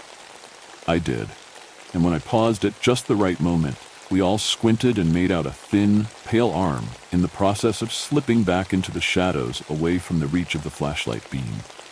It was as if some person with milky white skin had quickly and silently stepped out of frame. We all looked at each other. "Let's get the hell out of here," I whispered. That launched everyone into action. We rolled up our bags and ensured we had everything we needed. Vanessa insisted on carrying the camera and filming, rather than placing it back in the duffel bag, and we were all too concerned with leaving to care. We rushed out to John's car, John already having the keys jingling in his hand. We threw our shit in the trunk and piled into the seats, packed like sardines. Breathing heavily and anxiously peering out the windows at the dark night, we waited for John to start the car. He twisted the key, and the engine spurred to life with a deep purr like some majestic beast came to save us from this nightmare. Then it sputtered back out. "Huh?" John tried again and again and again. It sounded like the engine wouldn't turn over. "The fuck? Didn't you say you got this piece of shit checked out?" Bryce hollered. "Yeah, I did," John shouted back. "It was working just fine on the way here." "Oh God," I muttered, sitting in the middle seat and looking up at the house through the windshield. My breath caught in my throat. Someone was standing in the upstairs window, watching us. A young boy with skin whiter than the moon and his eyes covered in shadow to the point they looked like they were completely black. My mouth fell open and my heart skipped a beat. "You okay?" Yasmin tapped me, a look of concern on her face. I looked at her, then looked back. The boy was gone. I wanted to believe I had imagined it, but after what we experienced so far, I knew that wasn't true. "I just want to go," I whimpered. "Looks like we're not going anywhere." Vanessa boredly replied, looking out the window with her cheek resting in her palm. I wondered how she could be so calm, but maybe it was a facade so she wouldn't lose her shit. Zach buried his face in his hands silently as John banged his fist angrily against the steering wheel. Bryce ran his fingers stressfully through his hair, and Yasmin chewed her manicured fingernails into jagged bits. Finally, after endless attempts at starting the car, John defeatedly leaned his head against the steering wheel. "Look, I know it sucks, but we can still walk." I broke the silence, putting my hand on his shoulder. Bryce looked at me from the passenger side seat. "Walk all the way back? That'll take an hour or two. What choice do we have?" I hissed, "I'm calling my brother." Zach took his phone out of his pants pocket and opened his calling app. "He can pick us up." "Perfect." Bryce slumped down in his seat, relieved. "He'll totally give us shit for being here, but fuck it." Zach nodded as he pressed the call button over his brother's contact. "He might even think I'm pranking him, so I'm going to put it on speaker so you guys can verify my story." The phone rang as we allowed the tension to ooze out of our bodies, anticipating our rescue. It stopped ringing, and subtle breathing could be heard from the speakers. "Hey man, we need some help," Zach began. The bad man stole our eyes. The eerie voice of a child whispered, and we all froze like deer in headlights as we heard it. "The bad man stole our eyes, and now we can't leave. Please help us." Zach started to hyperventilate as he dropped the phone at his feet. Vanessa looked panicked as she desperately told him, "Your brother's just playing a prank. Tell him to come get us." Zach shook his head vigorously, his breathing getting more and more out of control. "What the fuck was that?"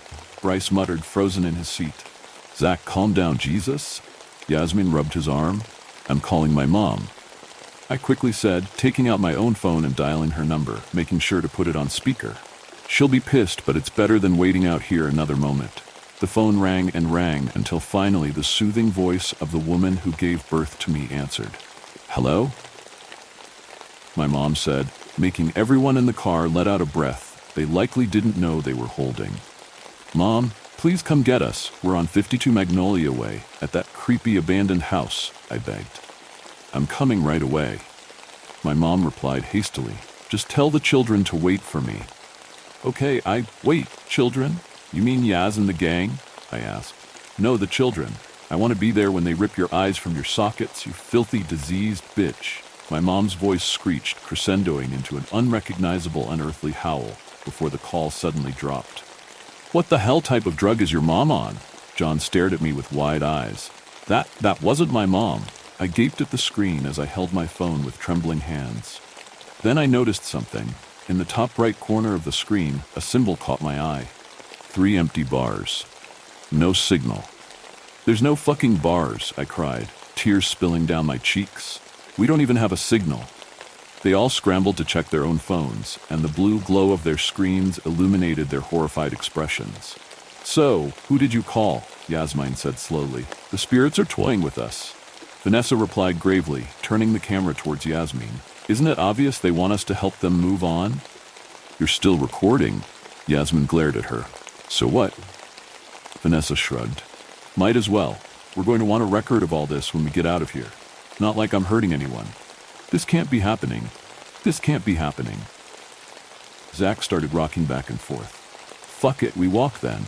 Bryce burst out the car. "Hey, wait up, man." John called after him as he left from his seat too. Everyone else except Zach left the car to join Bryce, who was speed walking down the street. "We have to stick together." Yasmin angrily stormed up to him and impeded his path, pushing at his chest. "You're just gonna dip out like that without even making sure I'm with you? You have legs." Bryce walked around her. "Wait, we can't leave Zach." John stopped in his tracks as he remembered his new friend. "Why isn't that loser following us anyways?" Bryce shot back. "Don't call him that." John shoved Bryce and went back to the car. When Bryce saw that Vanessa, Yasmin, and I were going to wait for them, he groaned loudly and let his hands fall limp at his sides. He didn't want to go on his own, but he didn't want to wait up either, it seemed. I watched, biting my thumbnail, as John opened the back seat door and leaned in. We could hear him talking to Zach. "Come on, man, we gotta go. Do you really want to stay here?" Bryce rolled his eyes. Vanessa pointed the camera at the scene and narrated, "John is convincing Zach to leave with us, even though if he were in his right mind, he'd do that anyway." "Cut it out," Yasmin pushed at the camera. "This isn't a movie."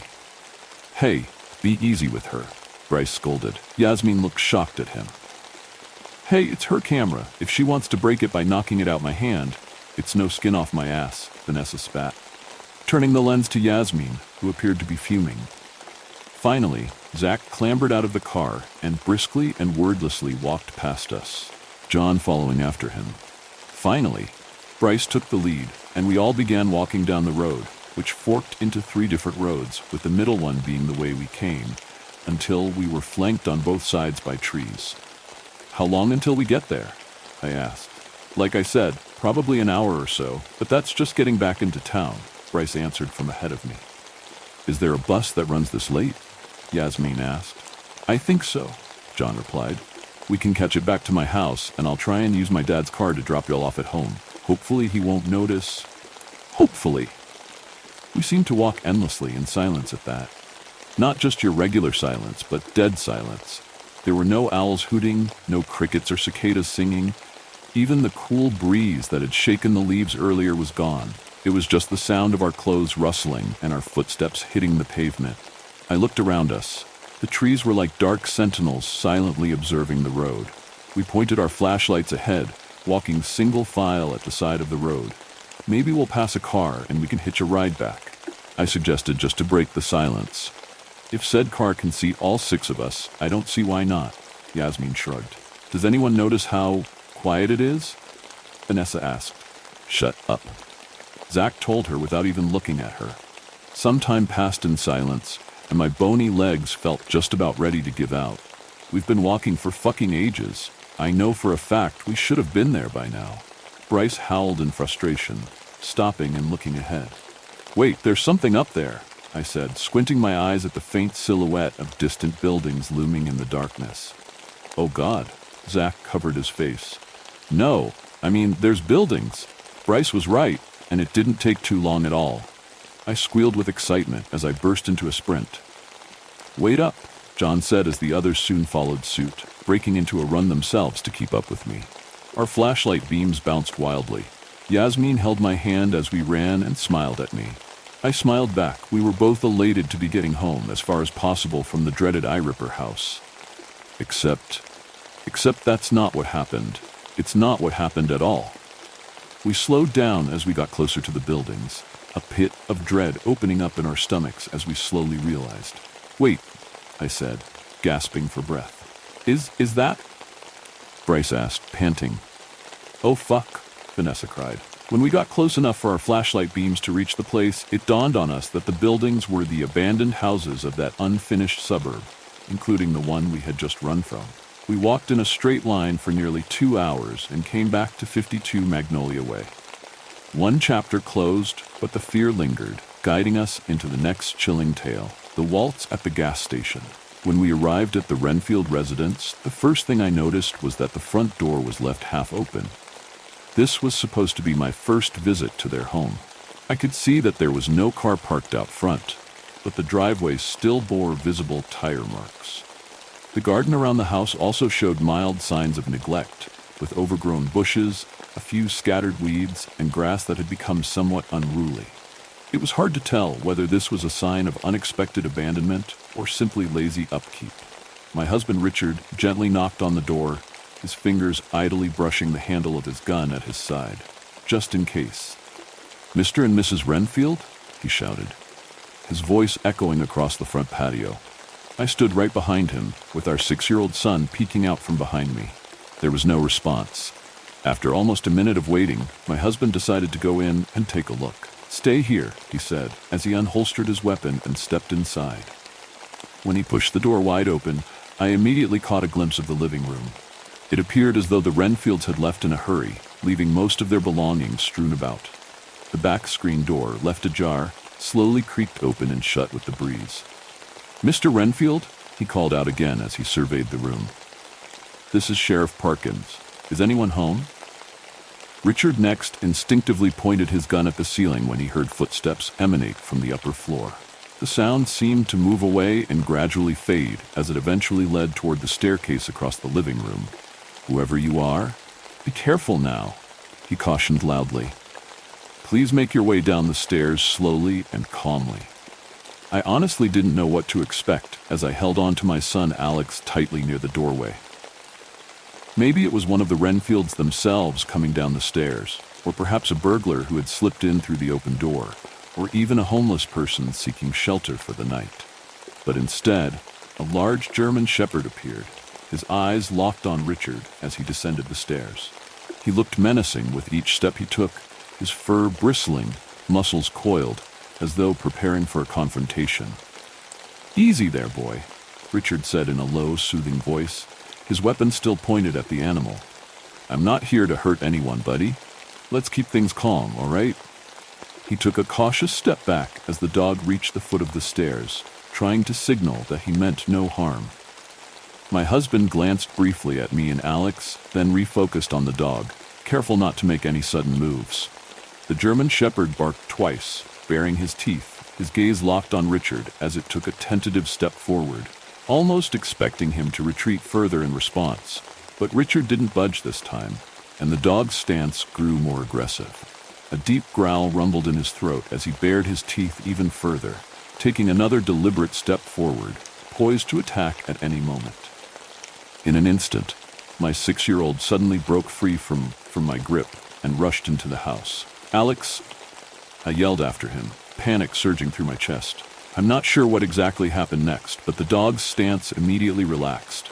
He sat on his hind legs with his tail swaying slightly as he looked at Alex.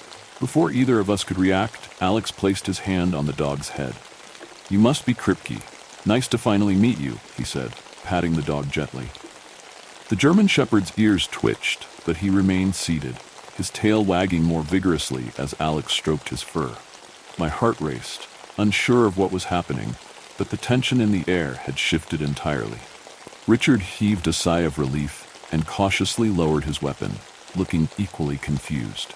Before we had any time to process the situation, Kripke suddenly bolted up the stairs, prompting Alex to chase after him, with Richard and me quickly following suit. He led us straight to the last room on the upper floor and stopped next to a closet.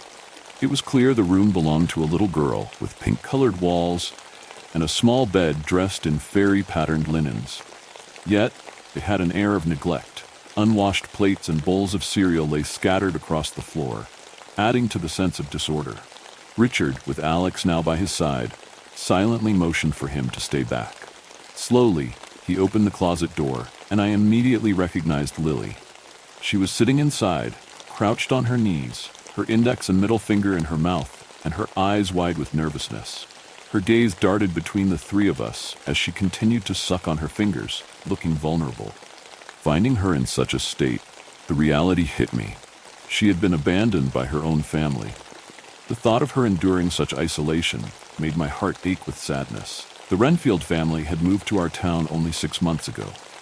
I first met them during Mass at church, where they appeared to be a typical, if somewhat private couple who mostly kept to themselves.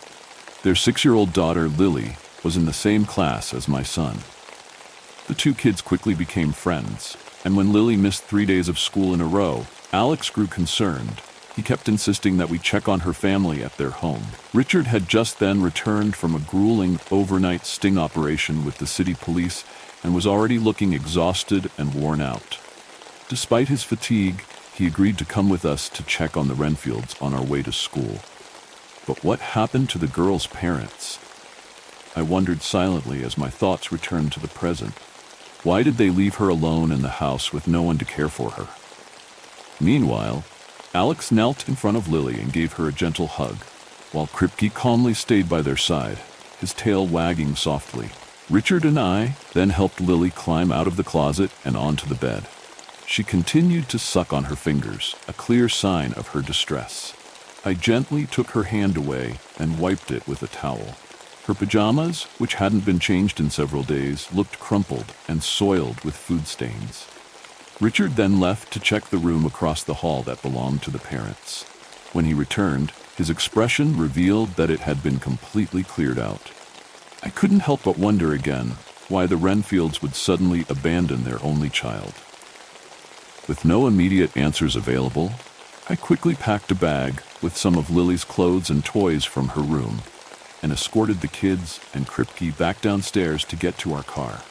We decided it was best to let Alex skip school for a couple of days so that Lily felt comfortable while she stayed in her home.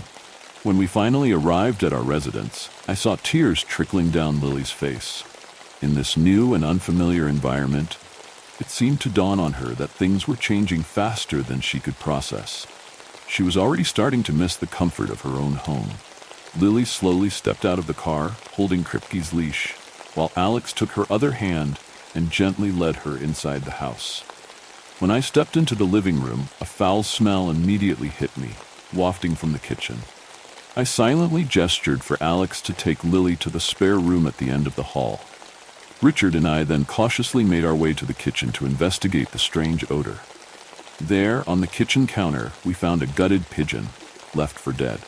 Next to it, a family photo of me, Richard, and Alex lay flat, with a single bullet placed ominously on top.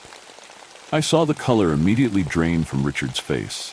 He had been working with the FBI to take down a regional drug cartel, and just hours earlier, they had raided their base. While they seized millions in drugs and arrested over a dozen people, a few key members, including the ringleader, had evaded capture. Richard assured me he would deploy deputies around the house and that they would also soon catch the ones on the run. We then quickly cleaned the kitchen to ensure the kids didn't walk in on the disturbing scene. A few minutes later, I helped Lily change out of her old clothes and gave her a quick bath, while my husband tended to Kripke, ensuring he was well fed and comfortable. We did our best to make Lily feel at home, but it was clear she was missing her parents. She handed her dad's number to Richard, asking him to call it and contact her father, her eyes all the while brimming with hope. Somehow she felt with him calling, the outcome would be different. However, when the number proved unreachable, Lily simply sat in a corner with Kripke and refused to eat. No amount of cajoling by me or Richard seemed to make a difference. Even Alex tried to help by bringing her a plate of food, but it remained untouched. Fortunately, things started to look up a couple of hours later when Alex pulled out a wooden top from his pocket and dangled it in front of Lily to grab her attention.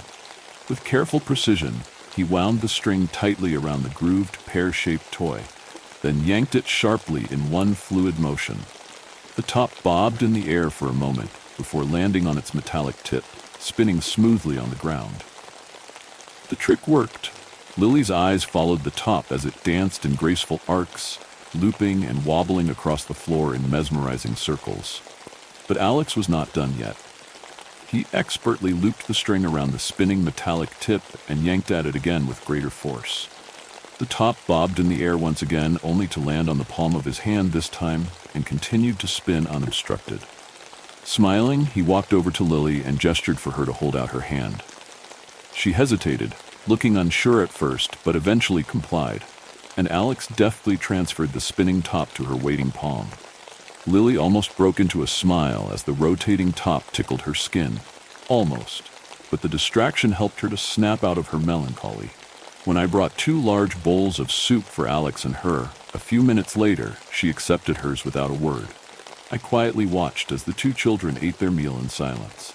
Once Richard got back to the office, he issued a bolo for Lily's parents and began searching for any living relatives who might be willing to take her in. During his investigation, he discovered that both Mr. and Mrs. Renfield had grown up as orphans in the same orphanage before eventually marrying each other. They had adopted Lily from the church when she was just 1 year old, and she had been under their care ever since. Armed with this information, my husband realized that, without any immediate relatives to contact, he had no choice but to involve child services. The case officer informed him that, due to a backlog of cases in neighboring regions, it would take a couple of days before a representative could come to our town. In the meantime, we decided to let Lily stay with us until the authorities could take over. On one hand, Lily was showing signs of improvement as she started to relax around us, especially with Alex's constant efforts to make her feel comfortable. Richard, on the other hand, was another matter. He still hadn't fully recovered from the shock of the morning's events. Being in a small town with limited manpower, I knew he had extra reasons to worry about our safety. But it didn't help that he kept tossing and turning in bed, conducting perimeter checks around the house every hour throughout the night. The following day, which happened to be a Sunday, we all stayed in. As the 4 of us sat in the living room, The oppressive silence finally got to me. I stood up from the couch and planted myself in front of Richard. "Honey, I've been telling you for a long time that I want you to join me for ballroom dancing. You've postponed it for years, but today we're going to change that." I picked up the remote and turned on a rerun of Dancing with the Stars. "Come on, it's now or never," I said, extending my hand as I watched my husband sit there, looking absolutely stupefied. "Are you really going to let your wife feel embarrassed in front of the kids?" I added, raising an eyebrow at him. With a sigh, Richard finally stood up and took my hand, and we began to dance, spinning in awkward circles around the living room. A moment later, Alex joined in, taking Lily's hand and putting on a little performance of their own. It didn't take long for me to realize that the men in the Parkin household are terrible dancers with 2 left feet. But for the first time, I saw Lily laugh out loud as Alex fumbled and tripped through the simplest of steps. Even Kripke got in on the fun, joyfully dancing solo, spinning in clockwise and counterclockwise maneuvers whenever he got the chance. This was followed by a sumptuous lunch, where Richard and I took charge in the kitchen, chopping vegetables and stirring pots. The children also eagerly joined in, with Alex carefully peeling carrots, while Lily arranged various spices and ingredients on the counter. By the time we sat down to eat, a sense of togetherness wrapped around us like a warm blanket. When Monday finally arrived, it was time to take Lily to meet her case officer, and the meeting was set up in Richard's office. I packed some sandwiches for her, feeling a mix of emotions in my heart, even though she had only been with us for a couple of days. As I handed the sandwiches to Lily, I did my best to allay her fears, reassuring her that she was in good hands and that everything would turn out all right.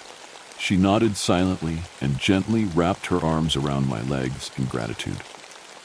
We all then got in the car together as Richard started for the office. He stopped en route at the gas station to fill up the tank.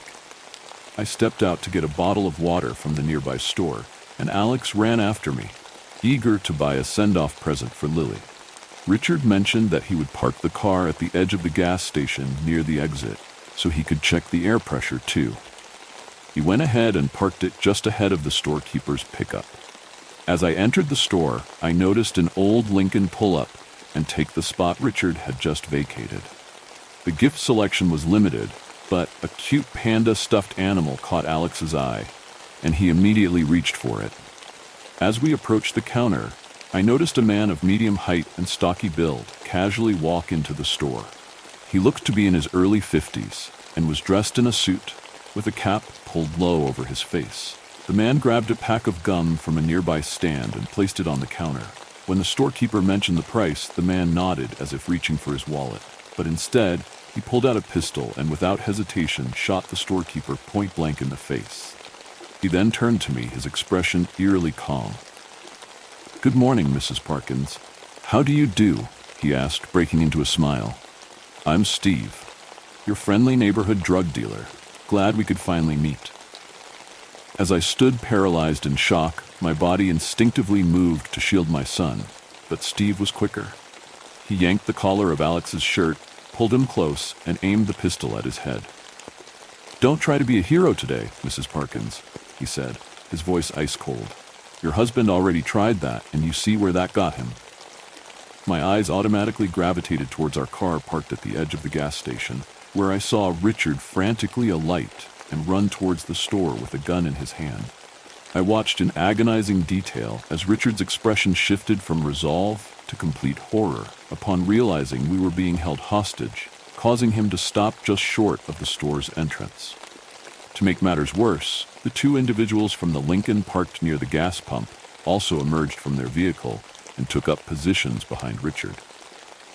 They were unmistakably part of Steve's crew. One of them snatched the gun from Richard's hand and tucked it into the small of his back, while the other kept his firearm trained at him.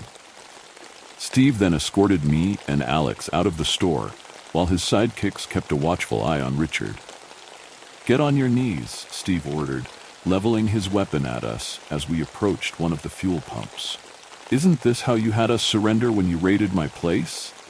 he taunted Richard, glancing over at him as he mockingly clasped his hands behind his head. Alex and I knelt just inches apart. with one of Steve's henchmen looming behind us. Richard stood 10 feet away, his back to the store, with another gunman aiming at him, while Steve remained near the other pump, casting glances between us and Richard. In the middle of all this chaos, I also worried about Lily. The last thing I wanted was for her to be dragged into this nightmare. The dealers so far seemed completely unaware of her or Kripke.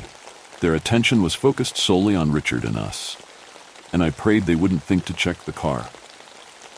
Thinking about Kripke, I also immediately worried over how Lily would be able to control him amidst all this commotion. I stole a quick glance at our car, and from a distance it did look empty. But for those who knew, it was impossible not to miss Lily's forehead peeking up from above the back seat, her eyes fully focused on the event unfolding in front of her. Kripke was nowhere in sight beside her, and my heart pounded away in my chest when I spotted him crouched beneath the storekeeper's pickup truck. He had already sneaked out of our car and was silently lying in wait. His body was coiled tight, and his expression was fierce, just as it had been when I first met him. He looked poised and ready for a fight. My thoughts were interrupted suddenly when I heard my husband's voice break through the silence. "This is between you and me, Steve. They have nothing to do with this. It's me you want. Release them and let's sort this out like we need to." Richard finally spoke, trying to stay calm despite the gravity of the situation. Steve nodded with exaggerated silence and snapped his fingers at one of his crew members, who went by the name Softy. Softy walked over to the old Lincoln, pulled a baseball bat from the back seat, and delivered a crushing blow to Richard's leg, sending him crashing to the ground in agony. Alex and I watched in horror as he writhed in pain. Softy then held the bat horizontally, clamping it down on Richard's throat from behind as he struggled to maintain his balance. "If only life were that simple, Sheriff Parkins," Steve said, pulling a cigar from his coat and slicing it with a cutter. "All you had to do was look the other way. We weren't even operating on your radar. We had in fact set up a base well beyond the confines of your town. But you had to dig around and notify the big boys anyway. Do you have any idea how unhappy you've made my employers? How many millions of dollars in product have been lost because of you? Do you think our families are safe now, considering what has happened?" Steve's voice was laced with anger, echoing the frustration of his crew. "So why should I let you or your family go, Sheriff Parkins?" Steve asked, his expression deadly serious. He then placed the unlit cigar in his mouth and walked over to where Alex and I stood. He removed the fuel nozzle from the gas pump next to us and began dousing us in gasoline. Richard struggled to push himself up, his eyes wild with panic as he saw the gasoline seep into our clothes. "Stop!" he pleaded, his voice cracking with desperation. Softy rammed the knob of the bat into his ribs, leaving him wheezing and doubled over in pain. "I'm afraid it's far too late for that, Sheriff," Steve said, lighting his cigar and taking a slow, deep drag. Smoke swirled around him as he continued. "When this place burns to the ground, your faces will make the headlines tomorrow." He twirled the cigar between his fingers, pacing deliberately around us, dangerously hovering over the gasoline-soaked ground. "Hopefully that will send the right message to the entire county, and maybe even help us regain favor with our bosses," he added, a twisted grin forming as he savored the moment. I suddenly felt a throbbing pain in my head. I couldn't tell if it was from the constant inhalation of fumes after being doused in gasoline, but it was a strange sensation. It felt like a small voice somewhere deep inside me was trying to break free, as if it were asserting itself within my consciousness. So much so that it started to filter out all the noise around me as I watched Steve continue to address my husband, but I couldn't hear a word of what he said. And the voice in my head only grew louder and louder until I heard it finally utter my own name. "Mrs. Parkins, can you hear me? Mrs. Parkins." My eyes subconsciously drifted towards Lily, and she was looking right back at me. Before I could even answer yes to her, I somehow realized she already heard it, and she began speaking again. "Mrs. Parkins, on the count of 3, I need you to grab Alex and drop to the ground. Are you with me?" I felt my son silently tugging at my arm, his eyes locked on mine, focused and determined. He already knew what to do and was ready. My gaze shifted instinctively to my husband, Richard, who caught my eye for a fleeting moment, even while fighting against Softy's grip. He blinked at me just before another blow landed on him, and in that moment, I understood that Lily had managed to reach him too. And then I heard the countdown start in my own head. 1, 2. I grabbed Alex, and together, we collapsed to the ground. As my body hit the asphalt, I watched Kripke bolt from beneath the truck, racing toward Softy. In that instant, Richard seized the bat pressing against his neck, yanking it down with all his strength. Softy suddenly staggered forward, his body arching over Richard as he briefly lost his balance. In a flash, Kripke leaped, his jaws locking around Softy's throat and tearing into it with savage force. Blood sprayed as chunks of flesh flew from Kripke's mouth, even before his feet touched the ground. Just as Softy was about to hit the ground with a thud, face first, Kripke launched himself into the air once again, this time aiming for the man positioned behind me. The next few seconds unfolded in a chaotic blur. I saw Richard lunge for the gun tucked in the small of Softy's back. Without thinking, I wrapped my body around Alex, trying to shield him as best as I could. And I closed my eyes just as a barrage of gunshots erupted from all directions. When the gunfire finally subsided, I cracked my eyes open and looked around. Alex was fine and unhurt, and I silently advised him to remain motionless on the ground. The person behind me lay dead, shot in the chest. Turning my head, I saw Softy on the ground, his hand feebly trying to cover his mutilated neck as he gasped for air. A few feet away, Richard lay sprawled out, unresponsive, a small pool of blood slowly forming beneath him. Panic gripped me as I rushed over. He'd been shot in the gut, and I realized he had lost consciousness. A bullet had narrowly grazed his head. Looking up, I noticed a pistol lying a few feet away, but before I could react, Steve's voice cut through the air. "Don't even think about it. Back away. Back away right now, or I'll blow your brains out," he warned, his voice trembling as he waved the gun at me. His hand shook violently, and blood dripped down his left shoulder from a large gunshot wound. He walked closer and kicked the gun away from my reach. I could not have used the firearm anyway, not when I had been doused in gasoline.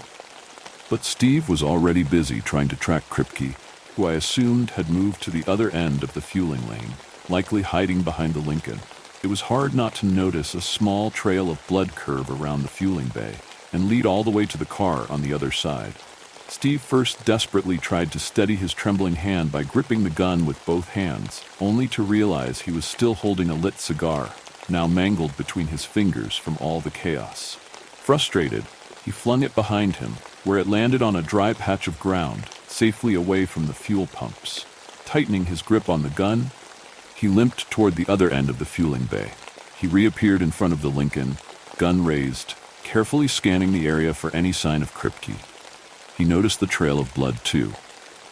Just as he was about to stoop and peer under the car, Kripke lunged from beneath, causing Steve to stumble back and crash into the nearby pump. Despite the shock, he managed to hold on to his weapon. And as Kripke's jaws came dangerously close to his face, Steve fired 3 quick shots into the dog's body. When Kripke's lifeless body slowly crumpled to the floor, a loud guttural cry suddenly pierced through the air. A lump formed in my throat as I watched Lily in the back seat of the car, her small fists pounding helplessly at the headrest in front of her as she sobbed uncontrollably. Even Alex broke into tears, his gaze fixed on Kripke lying motionless on the asphalt. Steve, still reeling from the sudden attack, looked flabbergasted as he turned and noticed Lily for the first time. He flailed his weapon aimlessly in confusion, struggling to regain his footing. His legs wobbled again, and he hit the ground hard when he saw Lily standing a mere 10 feet away from him. She had emerged from the car, her face contorted into a cold stare as she sucked on her fingers. I watched Steve's hand tremble again as he slowly raised the gun to aim at Lily. But my gaze was fixated on the fuel nozzle that had detached from the pump on its own.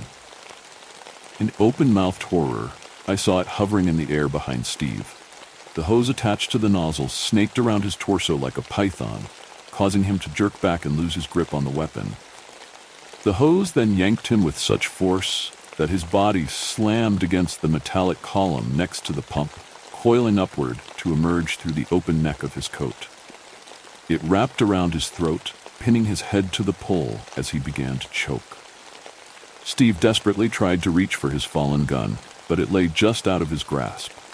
As the hose continued to tighten around his neck, the nozzle began to slowly point upwards, and then I saw gasoline erupt out of it like a fountain, drenching Steve completely from head to toe.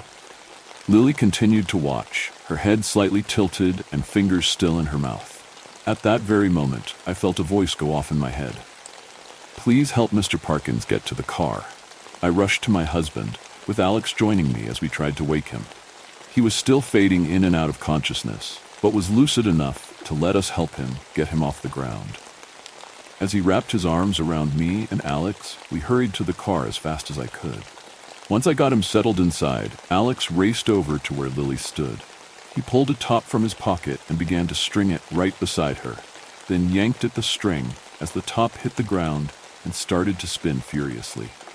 The small circles gradually grew bigger as the top continued to spin on its axis until it began to trace loops around the gas station like a car on a NASCAR track. Steve watched in wide-eyed disbelief as the top defied the laws of physics, bouncing along the asphalt at will, indulging in a series of mini hops while skillfully avoiding the puddle of gasoline that had formed an island on both sides of the fuel pumps. When the metallic tip eventually made contact with the gasoline, the liquid fuel splashed upwards, enveloping itself completely around the wooden surface. In that moment, time began to slow down as I watched the top spin, making its way towards the discarded cigar, brushing against the lit end and igniting into flames. Now ablaze, the top committed itself to one final lap around the station, leaving a trail of fire in its wake. "Alex, get to the car," I yelled, as I lifted Lily into my arms and raced toward the vehicle with all my strength. When I turned the ignition, I glanced back one final time, catching the look of sheer terror etched in Steve's eyes as he watched the fiery top spin directly toward him. I shifted gears and sped away, heading to the nearest hospital as the station became engulfed in flames, with Steve's anguished cries echoing behind us. It's been 3 weeks since the incident at the gas station, and Richard, thankfully, is en route to making a full recovery. He has also started the legal process of adopting Lily into our family, which I should say makes me happy. We can't hand her over to child services now, not after all that has happened. And I always wanted a daughter, and now I feel like the family is complete. Yet, I still find myself experiencing sleepless nights every once in a while, haunted by memories of that day. I've brought Richard up to speed about the events of that fateful encounter, but he does not have a true measure of Lily's ability like I do. He was unconscious and missed almost everything, and Alex is too young to truly understand, even though he witnessed it all. But those worries melt away whenever I look at Lily and see her smile at me. Still, a lingering fear persists deep within me. Perhaps it will go away with time. I know it will.